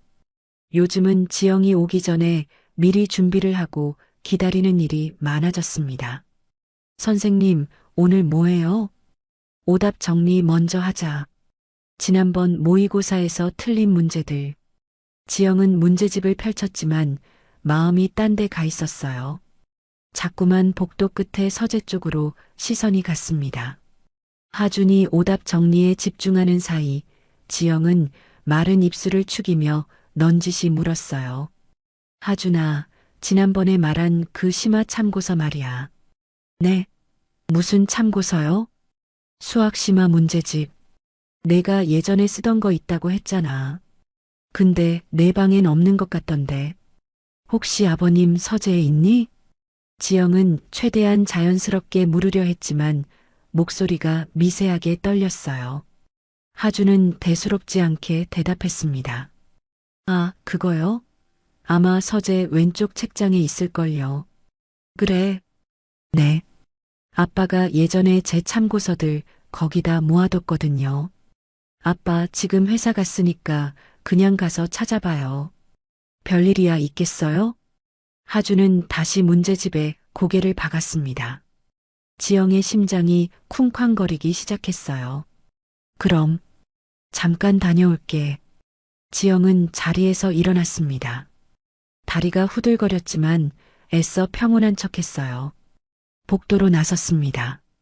긴 복도 끝에 서재의 육중한 나무 문이 보였어요. 두꺼운 카펫이 발소리를 삼켰습니다. 지영은 천천히, 아주 천천히 서재 앞으로 다가갔어요. 박 회장의 차가운 목소리가 귓가에 쟁쟁했습니다. 절대 들어가지 마시오. 첫날 들었던 그 경고. 하준도 허락 없이는 못 들어간다던 그 방. 지영은 주변을 한번 살폈어요. 복도에는 아무도 없었습니다. 집안이 조용했어요. 지영의 손이 차가운 금속 문고리를 잡았어요. 손이 떨렸습니다. 심장이 터질 것처럼 뛰었어요. 하지만 멈출 수가 없었습니다. 마치 무언가에 이끌리듯 지영은 문고리를 돌렸어요. 딸깍. 문이 소리 없이 열렸습니다. 서늘한 공기가 얼굴을 스쳤어요. 금지된 방의 냄새, 오래된 책과 나무, 그리고 뭔가 묵직한 비밀의 냄새 같았습니다. 지영은 조심스럽게 서재 안으로 들어갔어요. 서재 안은 박 회장의 성격처럼 지독할 정도로 정갈했습니다. 벽면 한쪽을 가득 채운 책장, 한가운데 놓인 커다란 책상, 그 위에 가지런히 놓인 서류들, 모든 것이 제자리에 있었어요. 먼지 하나 없이 깨끗했습니다. 지영은 하준이 말한 왼쪽 책장으로 다가갔어요. 참고서들이 꽂혀 있었습니다. 손을 뻗어 책들을 훑어보았어요. 그때였습니다. 책들 사이에 부자연스럽게 끼어 있는 것이 눈에 띄었어요. 낡고 두툼한 서류 봉투였습니다. 다른 책들과 달리 누렇게 빛이 바랜 오래된 봉투였죠. 지영은 호기심에 손을 뻗었어요. 봉투를 꺼내려는 순간 봉투가 손에서 미끄러졌습니다. 툭! 봉투가 바닥으로 떨어졌어요. 그리고 봉투 입구가 열리면서 내용물이 사방으로 흩어졌습니다. 아! 지영은 당황하며 얼른 서류들을 주워 담기 시작했어요. 들키면 안 되니까 빨리 치워야 했습니다. 그런데 서류를 줍던 손이 멈췄어요. 깨끗한 비즈니스 문서들 사이에서 유독 다른 것이 있었습니다. 누렇게 빛이 바랜 종이 더미. 수백 장은 좋게 되어 보이는 양이었어요. 지영은 그 종이 한 장을 집어들었습니다. 전단지였어요. 실종 아동 전단지. 아이를 찾습니다. 지영의 눈이 전단지 위의 글자들을 읽어 내려갔어요. 이름 박예은. 당시 나이 5살. 전단지 정중앙에 아이의 사진이 박혀 있었습니다. 지영은 그 사진을 보는 순간 숨이 멎었어요. 큼직한 눈망울, 유난히 짙은 눈썹, 동그란 얼굴형, 할머니 수선집 구석, 낡은 앨범 속에서 보았던 자신의 5살 시절 모습과 소름 돋을 정도로 똑같은 얼굴이었습니다. 지영의 손이 파르르 떨리기 시작했어요. 아니야. 우연이야. 지영은 스스로를 진정시키려 했습니다. 세상에 닮은 사람이 얼마나 많은데 그냥 우연의 일치일 거야. 하지만 눈은 이미 전단지 하단의 신체 특징을 읽고 있었어요. 신체 특징. 오른발 발등에 선명한 붉은 점이 있음. 지영의 심장이 멎는 것 같았습니다. 떨리는 손으로 양말을 벗어 던졌어요. 차가운 서재 바닥에 맨발이 닿았지만 그런 건 느낄 겨를도 없었어요. 오른발 발등을 내려다보았습니다. 뽀얀 발등 위 새끼 손톱만 한 붉은 점이 선명하게 박혀 있었어요. 태어날 때부터 그 자리에 있었던 점. 할머니는 복점이라고 했었죠. 지영은 고개를 세차게 저었습니다. 하지만 눈앞의 사실을 부정할 수가 없었어요. 전단지를 다시 들여다보았습니다. 실종 장소와 시기가 적혀 있었어요. 지영의 머릿속이 하얘졌습니다. 자신이 5살이던 해, 남대문 시장, 할머니가 자신을 처음 만났다고 했던 그 장소, 5월, 할머니가 자신을 거두었다고 했던 그 무렵, 모든 것이 일치했어요. 아니야, 아니야. 지영은 부정하려 했지만 눈앞이 빙빙 돌았습니다. 다리에 힘이 풀려서 그 자리에 주저앉았어요. 차가운 서재 바닥이 등을 받쳤습니다. 전단지를 가슴에 품었어요. 손이 떨렸습니다. 온몸이 떨렸습니다. 왜 사모님의 콧노래가 내 몸을 떨게 했는지, 왜 그 향기가 엄마처럼 느껴졌는지, 왜 사모님이 나를 보며 그토록 슬픈 눈을 했는지, 왜 옷을 사주면서 내 아이도 이랬을 텐데라고 했는지, 모든 의문이 하나의 거대한 진실로 변해 지영을 덮쳤습니다. 내가 이 집 딸이라고? 지영의 입에서 떨리는 목소리가 새어나왔어요. 저 사모님이 내 엄마라고? 17년 동안 이 사람들이 나를 찾고 있었던 거예요. 지영은 다시 전단지 더미를 바라보았습니다. 한 장 한 장 인쇄하고 붙이고 나눠주었을 그 시간들. 딸을 찾아 헤매며 보냈을 그 긴 세월. 부모님을 잃어버린 지영을 할머니가 걷어주신 거라는 건 알고 있었어요. 부모님이 누군지, 왜 자신을 잃어버렸는지는 몰랐지만 그냥 그렇게 받아들이고 살았습니다. 그런데 이 전단지들은 뭘까요? 나를 잃어버린 부모가 이렇게까지 나를 찾고 있었다니. 지영의 눈에서 눈물이 흘러내렸습니다. 슬픔이 아니었어요. 뭐라고 설명할 수 없는 복잡한 감정이었습니다. 전단지를 꼭 움켜잡은 채 서재 바닥에 주저앉았어요. 눈물이 멈추지 않았습니다. 전단지 위로 굵은 눈물방울이 툭, 툭 떨어졌어요. 얼마나 시간이 흘렀을까요? 지영은 떨리는 손으로 눈물을 훔치며 일어났습니다. 흩어진 전단지들을 주워서 봉투에 다시 넣었어요. 하지만 한 장은 접어서 주머니에 넣었습니다. 서재 문을 조심스럽게 열고 밖을 살폈어요. 복도에는 아무도 없었습니다. 지영은 서재를 나와 문을 닫았어요. 그리고 발걸음이 저절로 1층 거실 쪽으로 향했습니다. 사모님을 만나야 했어요. 지금 당장 이 전단지를 보여주고 물어봐야 했습니다. 내가 정말 당신의 딸이 맞느냐고. 지영은 심장이 터질 것처럼 뛰었어요. 다리가 후들거렸지만 멈출 수가 없었어요. 거실로 들어서는 순간 지영은 발걸음을 멈췄습니다. 윤숙이 거실 한가운데 소파에 앉아 있었어요. 창밖을 바라보며 무언가를 흥얼거리고 있었습니다. 그 콧노래였어요. 처음 이 집에 왔던 날 복도에서 들었던 그 멜로디. 하고 이어지는 독특한 박자의 노래. 지영의 몸을 얼어붙게 만들었던 바로 그 소리였습니다. 윤숙은 창밖의 정원을 바라보며 나직하게 흥얼거렸어요. 하지만 노래는 오래 이어지지 않았습니다. 멜로디가 어느 지점에 다다르자 윤숙의 목소리가 뚝 끊겼어요. 마치 가슴이 미어지는 듯 가사가 시작되기도 전에 슬픔에 잠겨 노래를 멈춰버린 거였습니다. 윤숙의 어깨가 작게 떨렸어요. 깊은 한숨이 새어나왔습니다. 17년째 끝맺지 못한 노래. 아니, 끝맺을 수 없었던 노래. 지영은 그 모습을 바라보며 가슴이 찢어지는 것 같았어요. 그리고 그 순간 머릿속에서 무언가가 번쩍였습니다. 노래의 뒷부분이 떠올랐어요. 어디서 들었는지 기억나지 않았습니다. 하지만 분명히 알고 있었어요. 머리가 아니라 가슴이, 심장이, 온몸의 세포가 기억하고 있었습니다. 5살의 어린 지영이 누군가의 품에 안겨들었던 그 노래의 끝부분. 지영은 떨리는 목소리로 입을 열었어요. 꽃잎 따라. 거실에 지영의 목소리가 퍼졌습니다. 나비 따라. 윤숙의 어깨가 굳었어요.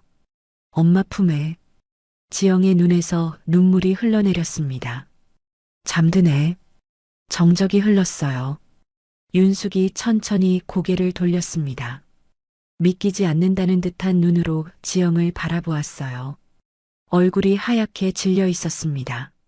선생님, 윤숙의 목소리가 떨렸어요. 그 노래 가사를 어떻게 알아요? 지영은 대답하지 못했습니다. 목이 막혀서 말이 나오지 않았어요. 내가 차마 끝까지 부르지 못했던 그 노래를 어떻게. 윤숙이 소파에서 일어났어요. 다리가 휘청거렸습니다. 그 노래는 내가 만든 노래야. 아무도 모르는 노래야. 예은이한테만, 내 딸한테만 불러줬던 노래인데. 지영은 대답 대신 품에 안고 있던 전단지를 꺼냈습니다. 그리고 윤숙 앞으로 다가가 그 종이를 윤숙의 무릎 위에 올려놓았어요. 17년 전의 시간이 고스란히 박힌 낡은 종이. 아이를 찾습니다. 박예은. 당시 5살. 윤숙의 손이 파르르 떨렸어요. 전단지를 집어들었지만 손가락에 힘이 들어가지 않았습니다. 이게 왜 선생님한테. 지영은 대답 대신 그 자리에 주저앉았어요. 그리고 조용히 양말을 벗었습니다. 뽀얀 오른발 발등이 드러났어요. 그 위에 선명하게 박힌 붉은 점 하나. 사모님이. 지영의 목소리가 떨렸습니다. 찾던 박예은. 그 아이 발등에 있던 점. 이거 맞나요? 윤숙의 눈이 발등의 점에 고정되었어요. 윤숙의 얼굴이 일그러졌습니다. 그리고는 윤숙은 자신의 입을 두 손으로 틀어막았어요. 전단지 속 사진과 지영의 얼굴, 그리고 발등의 점을 번갈아 보았습니다. 눈에 순식간에 눈물이 차올랐어요. 아, 아. 윤숙의 입에서 신음 같은 소리가 새어나왔습니다. 비틀거리며 지영에게 다가왔어요. 그리고 떨리는 손으로 지영의 얼굴을 감싸 쥐었습니다. 손가락이 지영의 눈을 더듬었어요. 코를 더듬었어요. 입술을 더듬었어요. 마치 꿈인지 현실인지 확인하려는 것처럼 하나하나 만져보았습니다. 예은아. 윤숙의 입에서 그 이름이 흘러나왔어요. 예은아. 윤숙의 목소리가 터져나왔습니다. 너 살아있었구나. 내 곁에 있었어. 엄마가 널 바로 옆에 두고도 몰라봤어. 윤숙은 지영을 끌어안았어요. 부서질 듯 세게 놓치면 안 된다는 듯이 꽉 안았습니다. 예은아, 예은아, 내 새끼. 윤숙의 어깨가 들썩였어요. 오열이 터져나왔습니다. 17년 동안 참아왔던 눈물이 한꺼번에 쏟아지는 것 같았어요. 지영도 참을 수가 없었습니다. 엄마. 그 단어가 입에서 나온 순간 지영의 눈에서도 눈물이 쏟아졌어요. 엄마, 엄마. 지영은 윤숙의 품에 얼굴을 묻었습니다. 그 포근한 샴푸 향기가 코끝을 감쌌어요. 하지만 이제는 달랐습니다.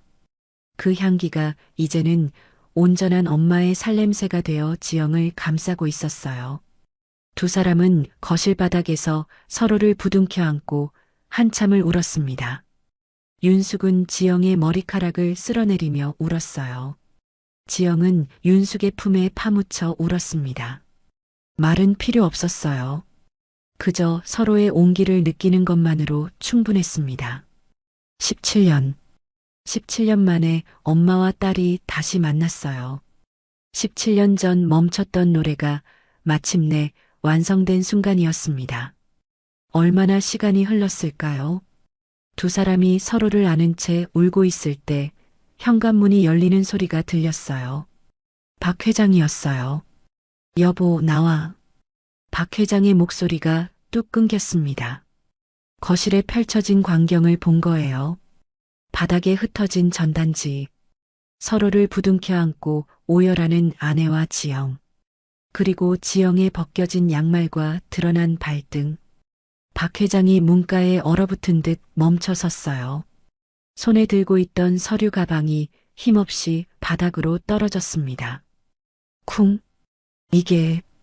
박 회장의 목소리가 떨렸어요. 지금 이게 무슨...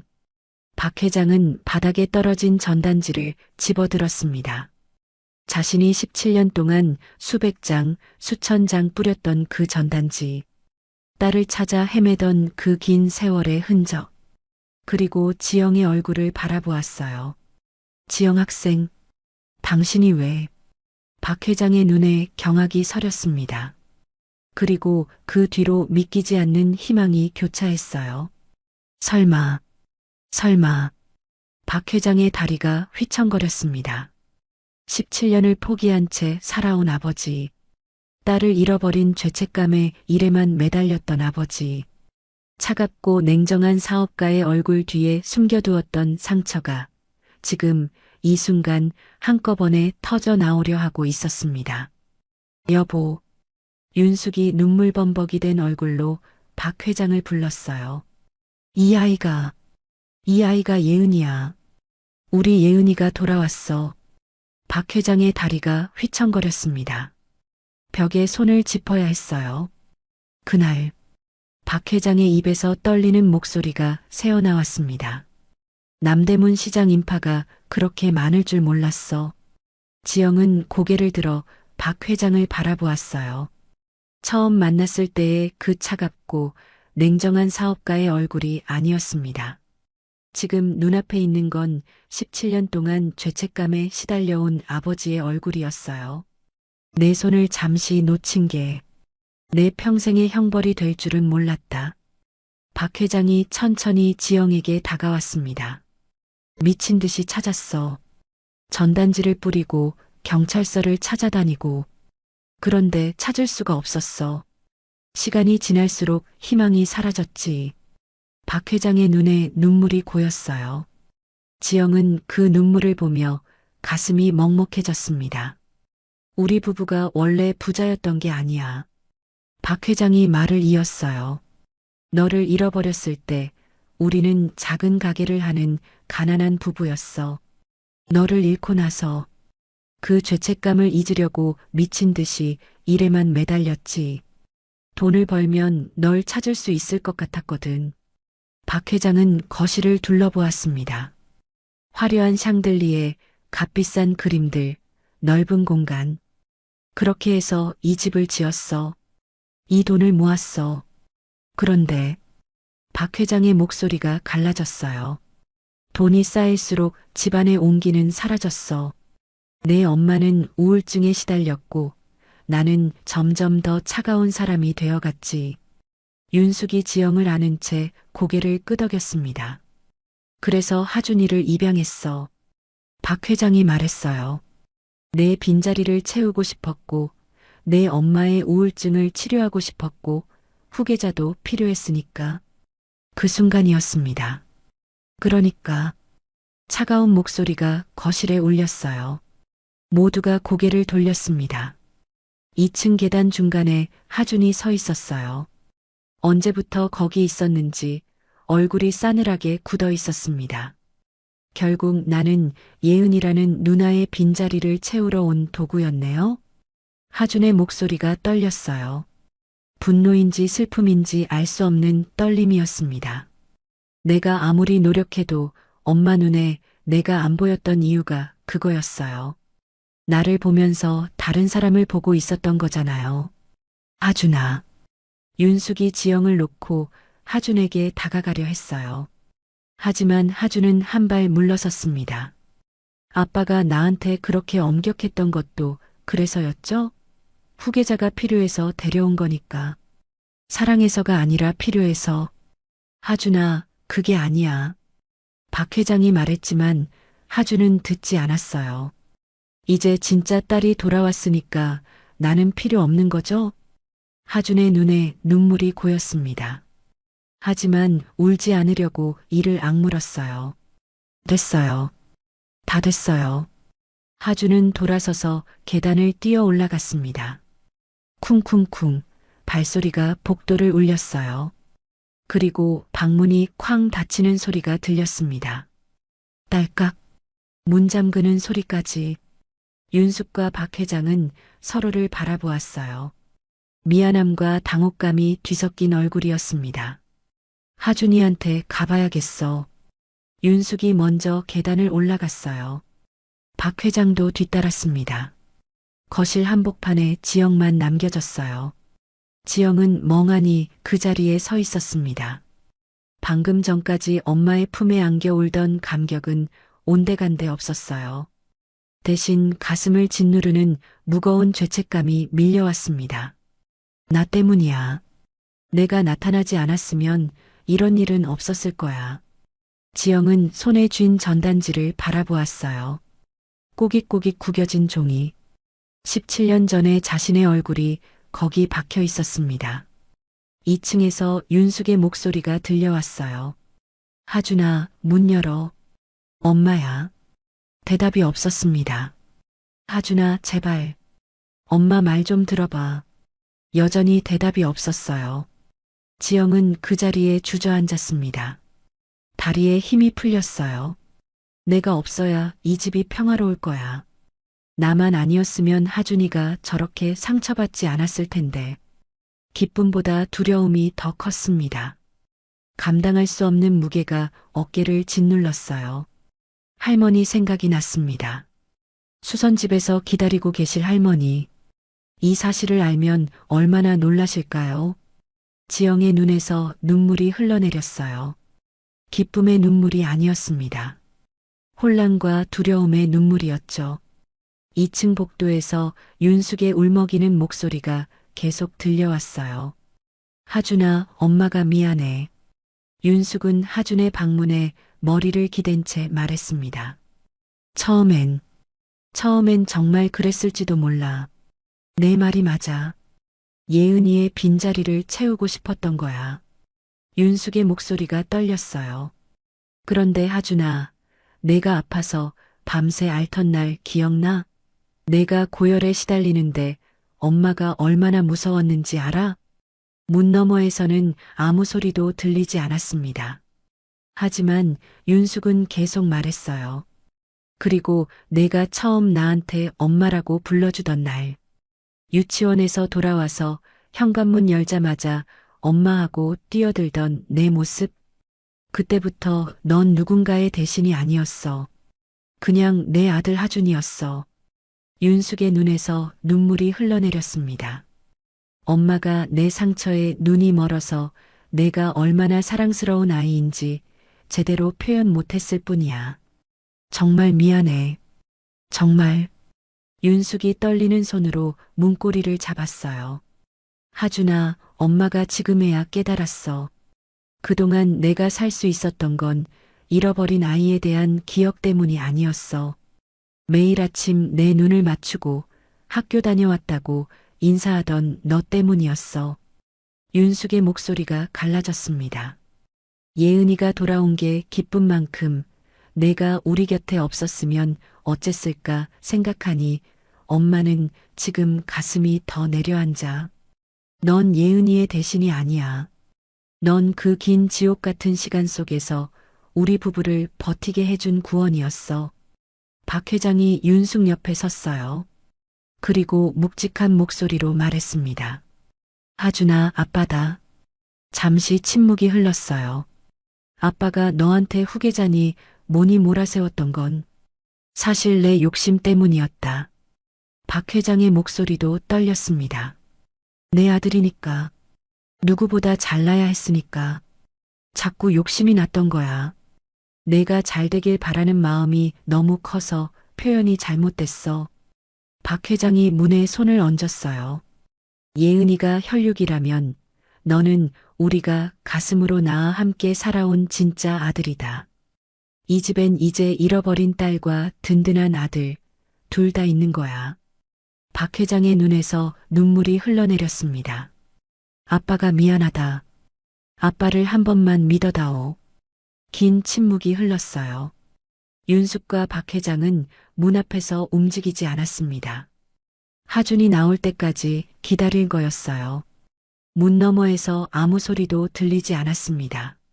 하지만 두 사람은 포기하지 않았어요. 그때 아주 작은 소리가 들렸습니다. 훌쩍. 문 너머에서 새어나오는 희미한 흐느낌이었어요. 하준이 울고 있었습니다.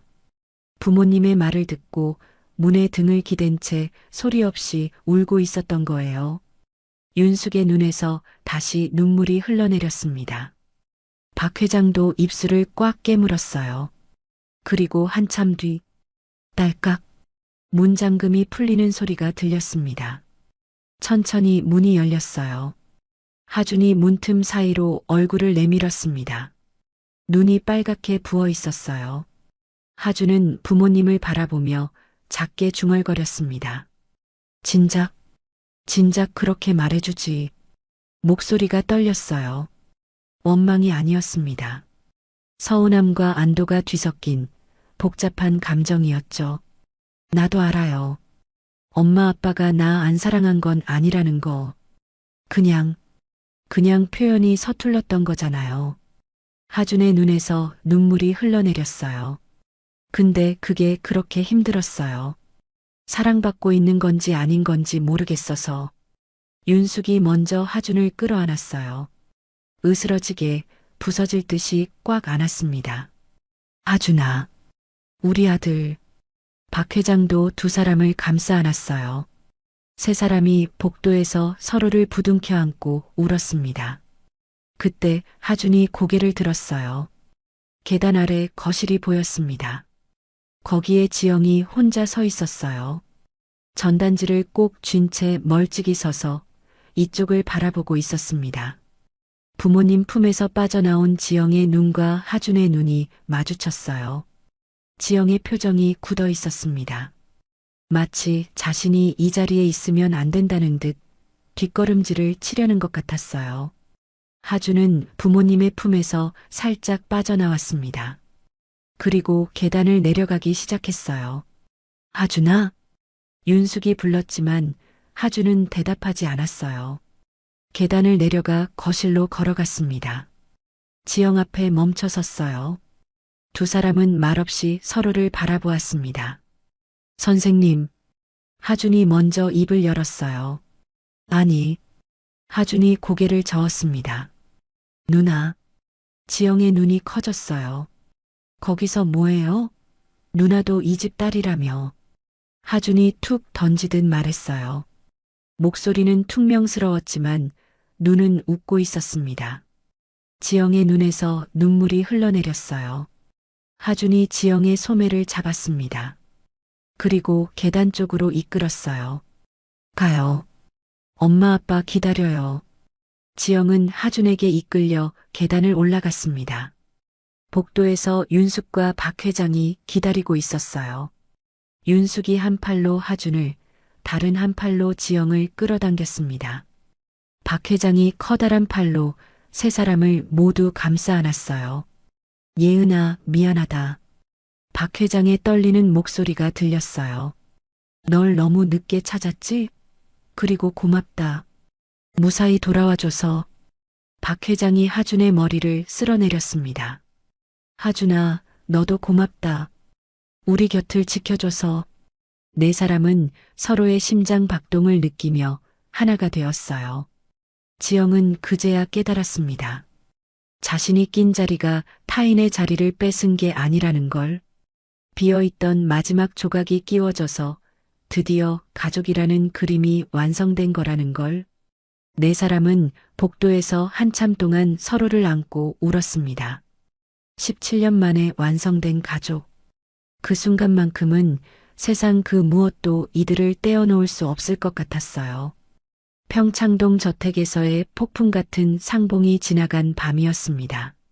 네 사람은 한참을 서로를 안고 울었어요. 눈물이 마를 때쯤 시계를 보니 밤 11시가 넘어 있었습니다. 예은아, 오늘은 여기서 자고 가렴. 윤숙이 지영의 손을 꼭 잡으며 말했어요. 17년 만에 찾은 딸을 당장이라도 곁에 두고 싶은 마음이 눈빛에 가득했습니다. 박 회장도 고개를 끄덕였어요. 그래, 내 방도 있어. 예전에 내가 쓰던 방은 아니지만 새로 꾸며줄게. 하준도 옆에서 거들었습니다. 누나, 그냥 자고 가요. 이 시간에 어디 가요? 지영은 세 사람의 얼굴을 번갈아 보았어요. 가슴이 따뜻해지면서도 동시에 다른 얼굴이 떠올랐습니다. 할머니, 지금쯤 수선집에서 미싱 앞에 앉아 지영을 기다리고 계실 거예요. 왜 이렇게 늦는지 걱정하고 계실 거예요. 죄송해요. 지영이 고개를 숙이며 말했습니다. 오늘은 할머니한테 가봐야 해요. 윤숙의 얼굴에 실망이 스쳤어요. 하지만 금방 이해한다는 듯 고개를 끄덕였습니다. 할머니에게 알려드려야겠어요. 저를 기다리고 계실 거예요. 지영의 목소리가 떨렸어요. 17년 동안 저를 키워주신 분이에요. 이런 큰일을 저 혼자만 알고 있으면 안 될 것 같아요. 박 회장이 천천히 고개를 끄덕였습니다. 그래, 그래야지. 내가 데려다 줄게. 네. 이 시간에 버스도 끊겼을 거야. 내가 차로 데려다 줄게. 박 회장은 현관으로 향했어요. 지영은 잠시 망설이다가 그 뒤를 따랐습니다. 차 안은 조용했어요. 박 회장이 운전대를 잡고 지영은 조수석에 앉았습니다. 평창동의 넓은 도로를 벗어나 점점 좁은 골목길로 접어들었어요. 차창 밖으로 익숙한 풍경이 스쳐 지나갔습니다. 높은 담벼락 대신 낡은 지붕들이, 넓은 정원 대신 좁은 골목이 보였어요. 달동네의 희미한 가로등 불빛이 하나둘 눈에 들어왔습니다. 여기서 자랐구나. 박 회장이 나직하게 말했어요. 네. 지영은 창밖을 바라보며 대답했습니다. 좁고 낡았지만 따뜻한 곳이에요. 박 회장은 말없이 고개를 끄덕였어요. 눈가가 붉어져 있었습니다. 차가 골목 어귀에 멈춰 섰어요. 더 이상 들어갈 수 없는 좁은 길이었거든요. 여기서 내릴게요. 지영이 차 문을 열며 말했습니다. 예은아. 박 회장이 불렀어요. 지영은 돌아보았습니다. 할머니께 고맙다고 전해다오. 우리 딸을 살려주셔서. 박 회장의 목소리가 떨렸어요. 그리고 내일 아침에 우리가 찾아뵐게. 인사드려야지. 지영은 고개를 끄덕이고 차에서 내렸습니다. 박 회장의 차가 천천히 돌아나가는 것을 보며 지영은 익숙한 골목길을 걸었어요. 수선집 불빛이 보였습니다. 새벽이 가까운 시간인데도 불이 켜져 있었어요. 할머니가 아직 안 주무시고 기다리고 계신 거였습니다. 지영은 떨리는 손으로 문을 열었어요. 비거. 할머니, 나왔어. 좁은 방 안에 할머니가 앉아 계셨습니다. 미싱 앞이 아니라 작은 식탁 앞이었어요. 퀭한 눈으로 밤을 지새우신 게 분명했습니다. 지영아, 왜 이 시간에? 무슨 일 있었어? 할머니가 허둥지둥 일어나셨어요. 지영의 얼굴을 살피며 걱정스러운 눈빛을 보냈습니다. 울었어? 눈이 왜 이렇게 부었어? 무슨 일이야?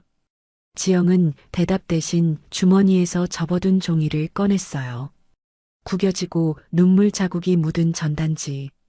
떨리는 손으로 그 종이를 할머니 앞에 내밀었습니다. 할머니는 전단지를 받아들었어요. 돋보기도 쓰지 않은 채 종이를 들여다보았습니다. 이게 뭐? 할머니의 손에서 쥐고 있던 실타래가 힘없이 바닥으로 떨어졌어요. 아이를 찾습니다. 박예은, 당시 5살. 할머니의 눈이 커졌습니다. 전단지 속 아이의 사진을 보고 지영의 얼굴을 보고 다시 전단지를 보았어요. 전단지가. 할머니의 목소리가 거칠게 떨렸습니다. 전단지가 있었구나. 할머니가 지영의 손을 덥석 잡았어요.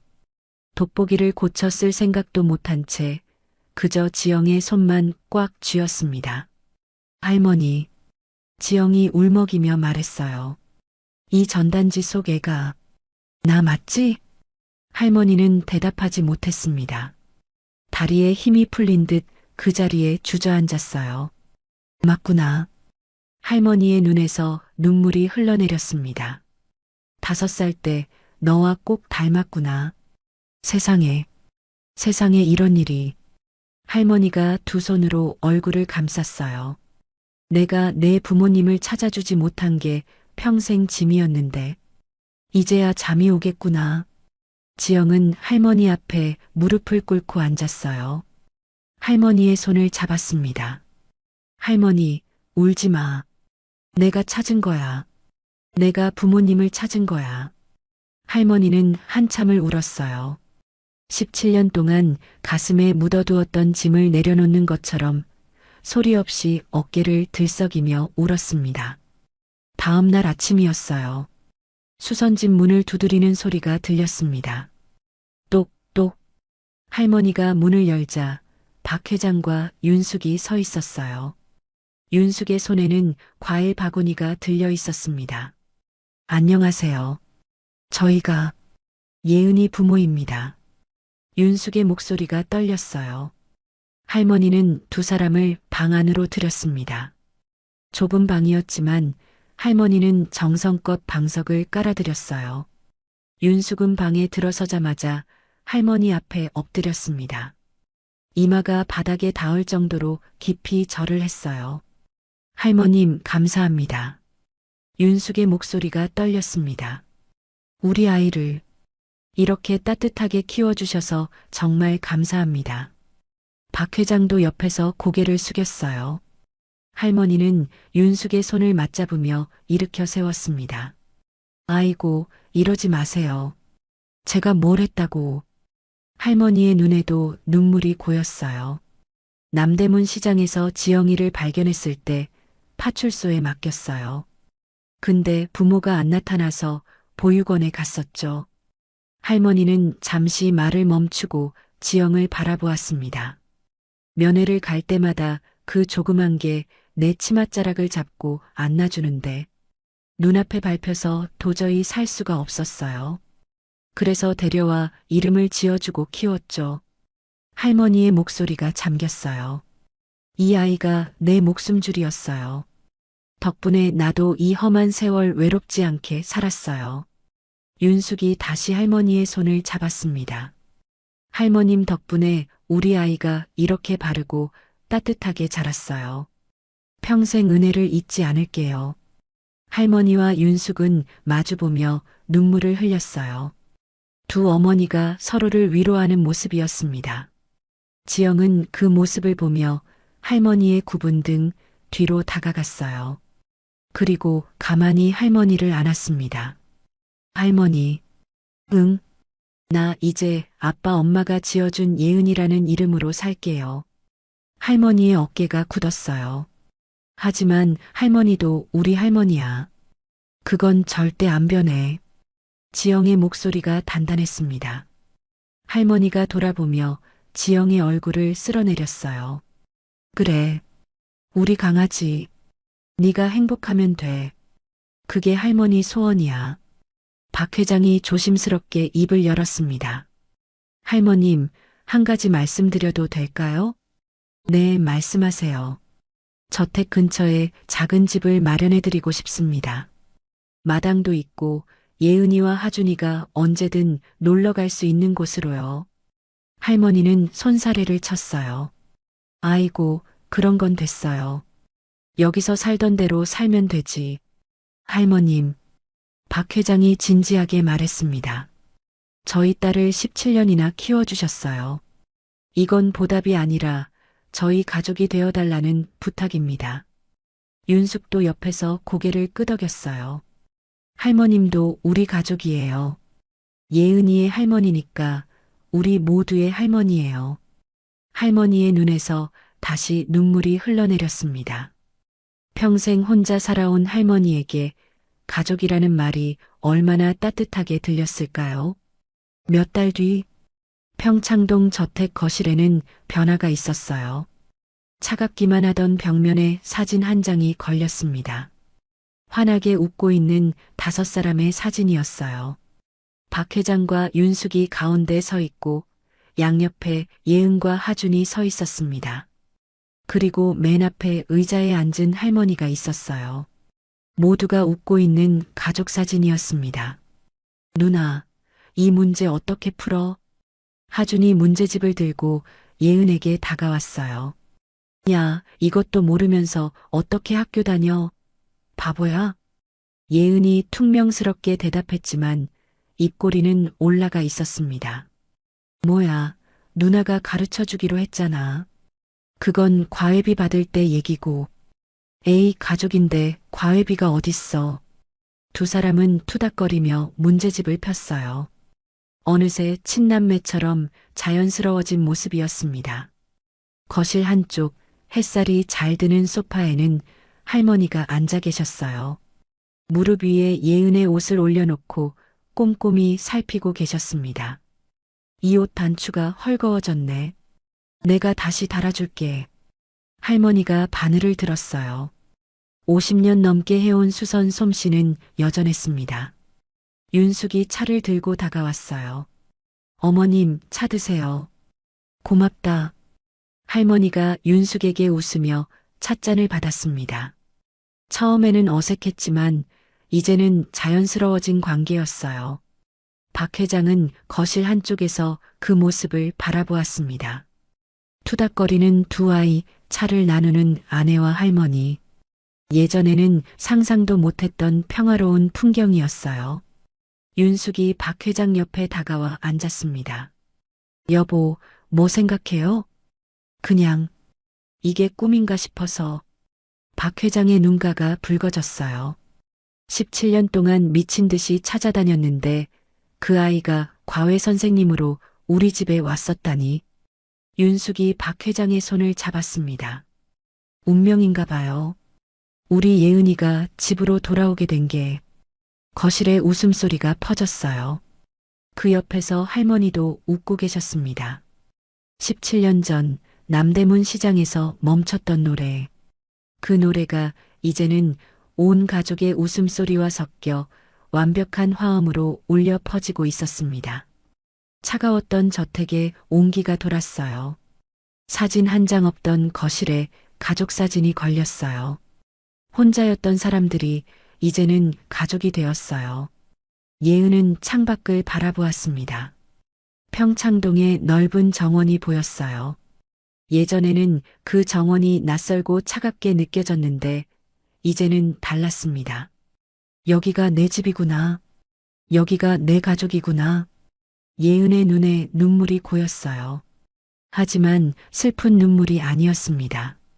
행복한 눈물이었어요. 누나, 왜 또 울어? 하준이 옆에서 물었어요. 안 울어. 눈에 뭐가 들어갔어. 에이, 또 그 핑계. 시끄러, 공부나 해. 예은이 웃으며 하준의 머리를 쓸어내렸습니다. 거실에 따뜻한 햇살이 쏟아졌어요.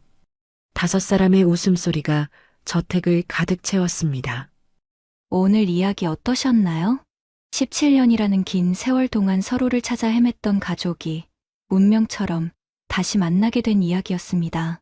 피는 물보다 진하다고들 하지만 오늘 이야기에서 우리는 또 다른 진실을 보았어요. 피가 아니어도 가족이 될 수 있다는 것, 그리고 사랑은 핏줄이 아니라 함께한 시간과 마음으로 만들어진다는 것을요. 할머니의 헌신, 하준이의 용기, 그리고 서로를 향한 진심 어린 사과와 용서, 이 모든 것이 모여 하나의 가족이 완성되었습니다. 혹시 오늘 하루 가족에게 서운했던 마음이 있으셨다면 먼저 손 내밀어 보시는 건 어떨까요? 사랑한다는 말, 고맙다는 말, 늦지 않았으니까요. 오늘도 끝까지 함께해 주셔서 감사합니다. 구독과 좋아요를 눌러주시고 사연의 주인공들을 위한 따뜻한 댓글도 부탁드릴게요. 인생나날이었습니다.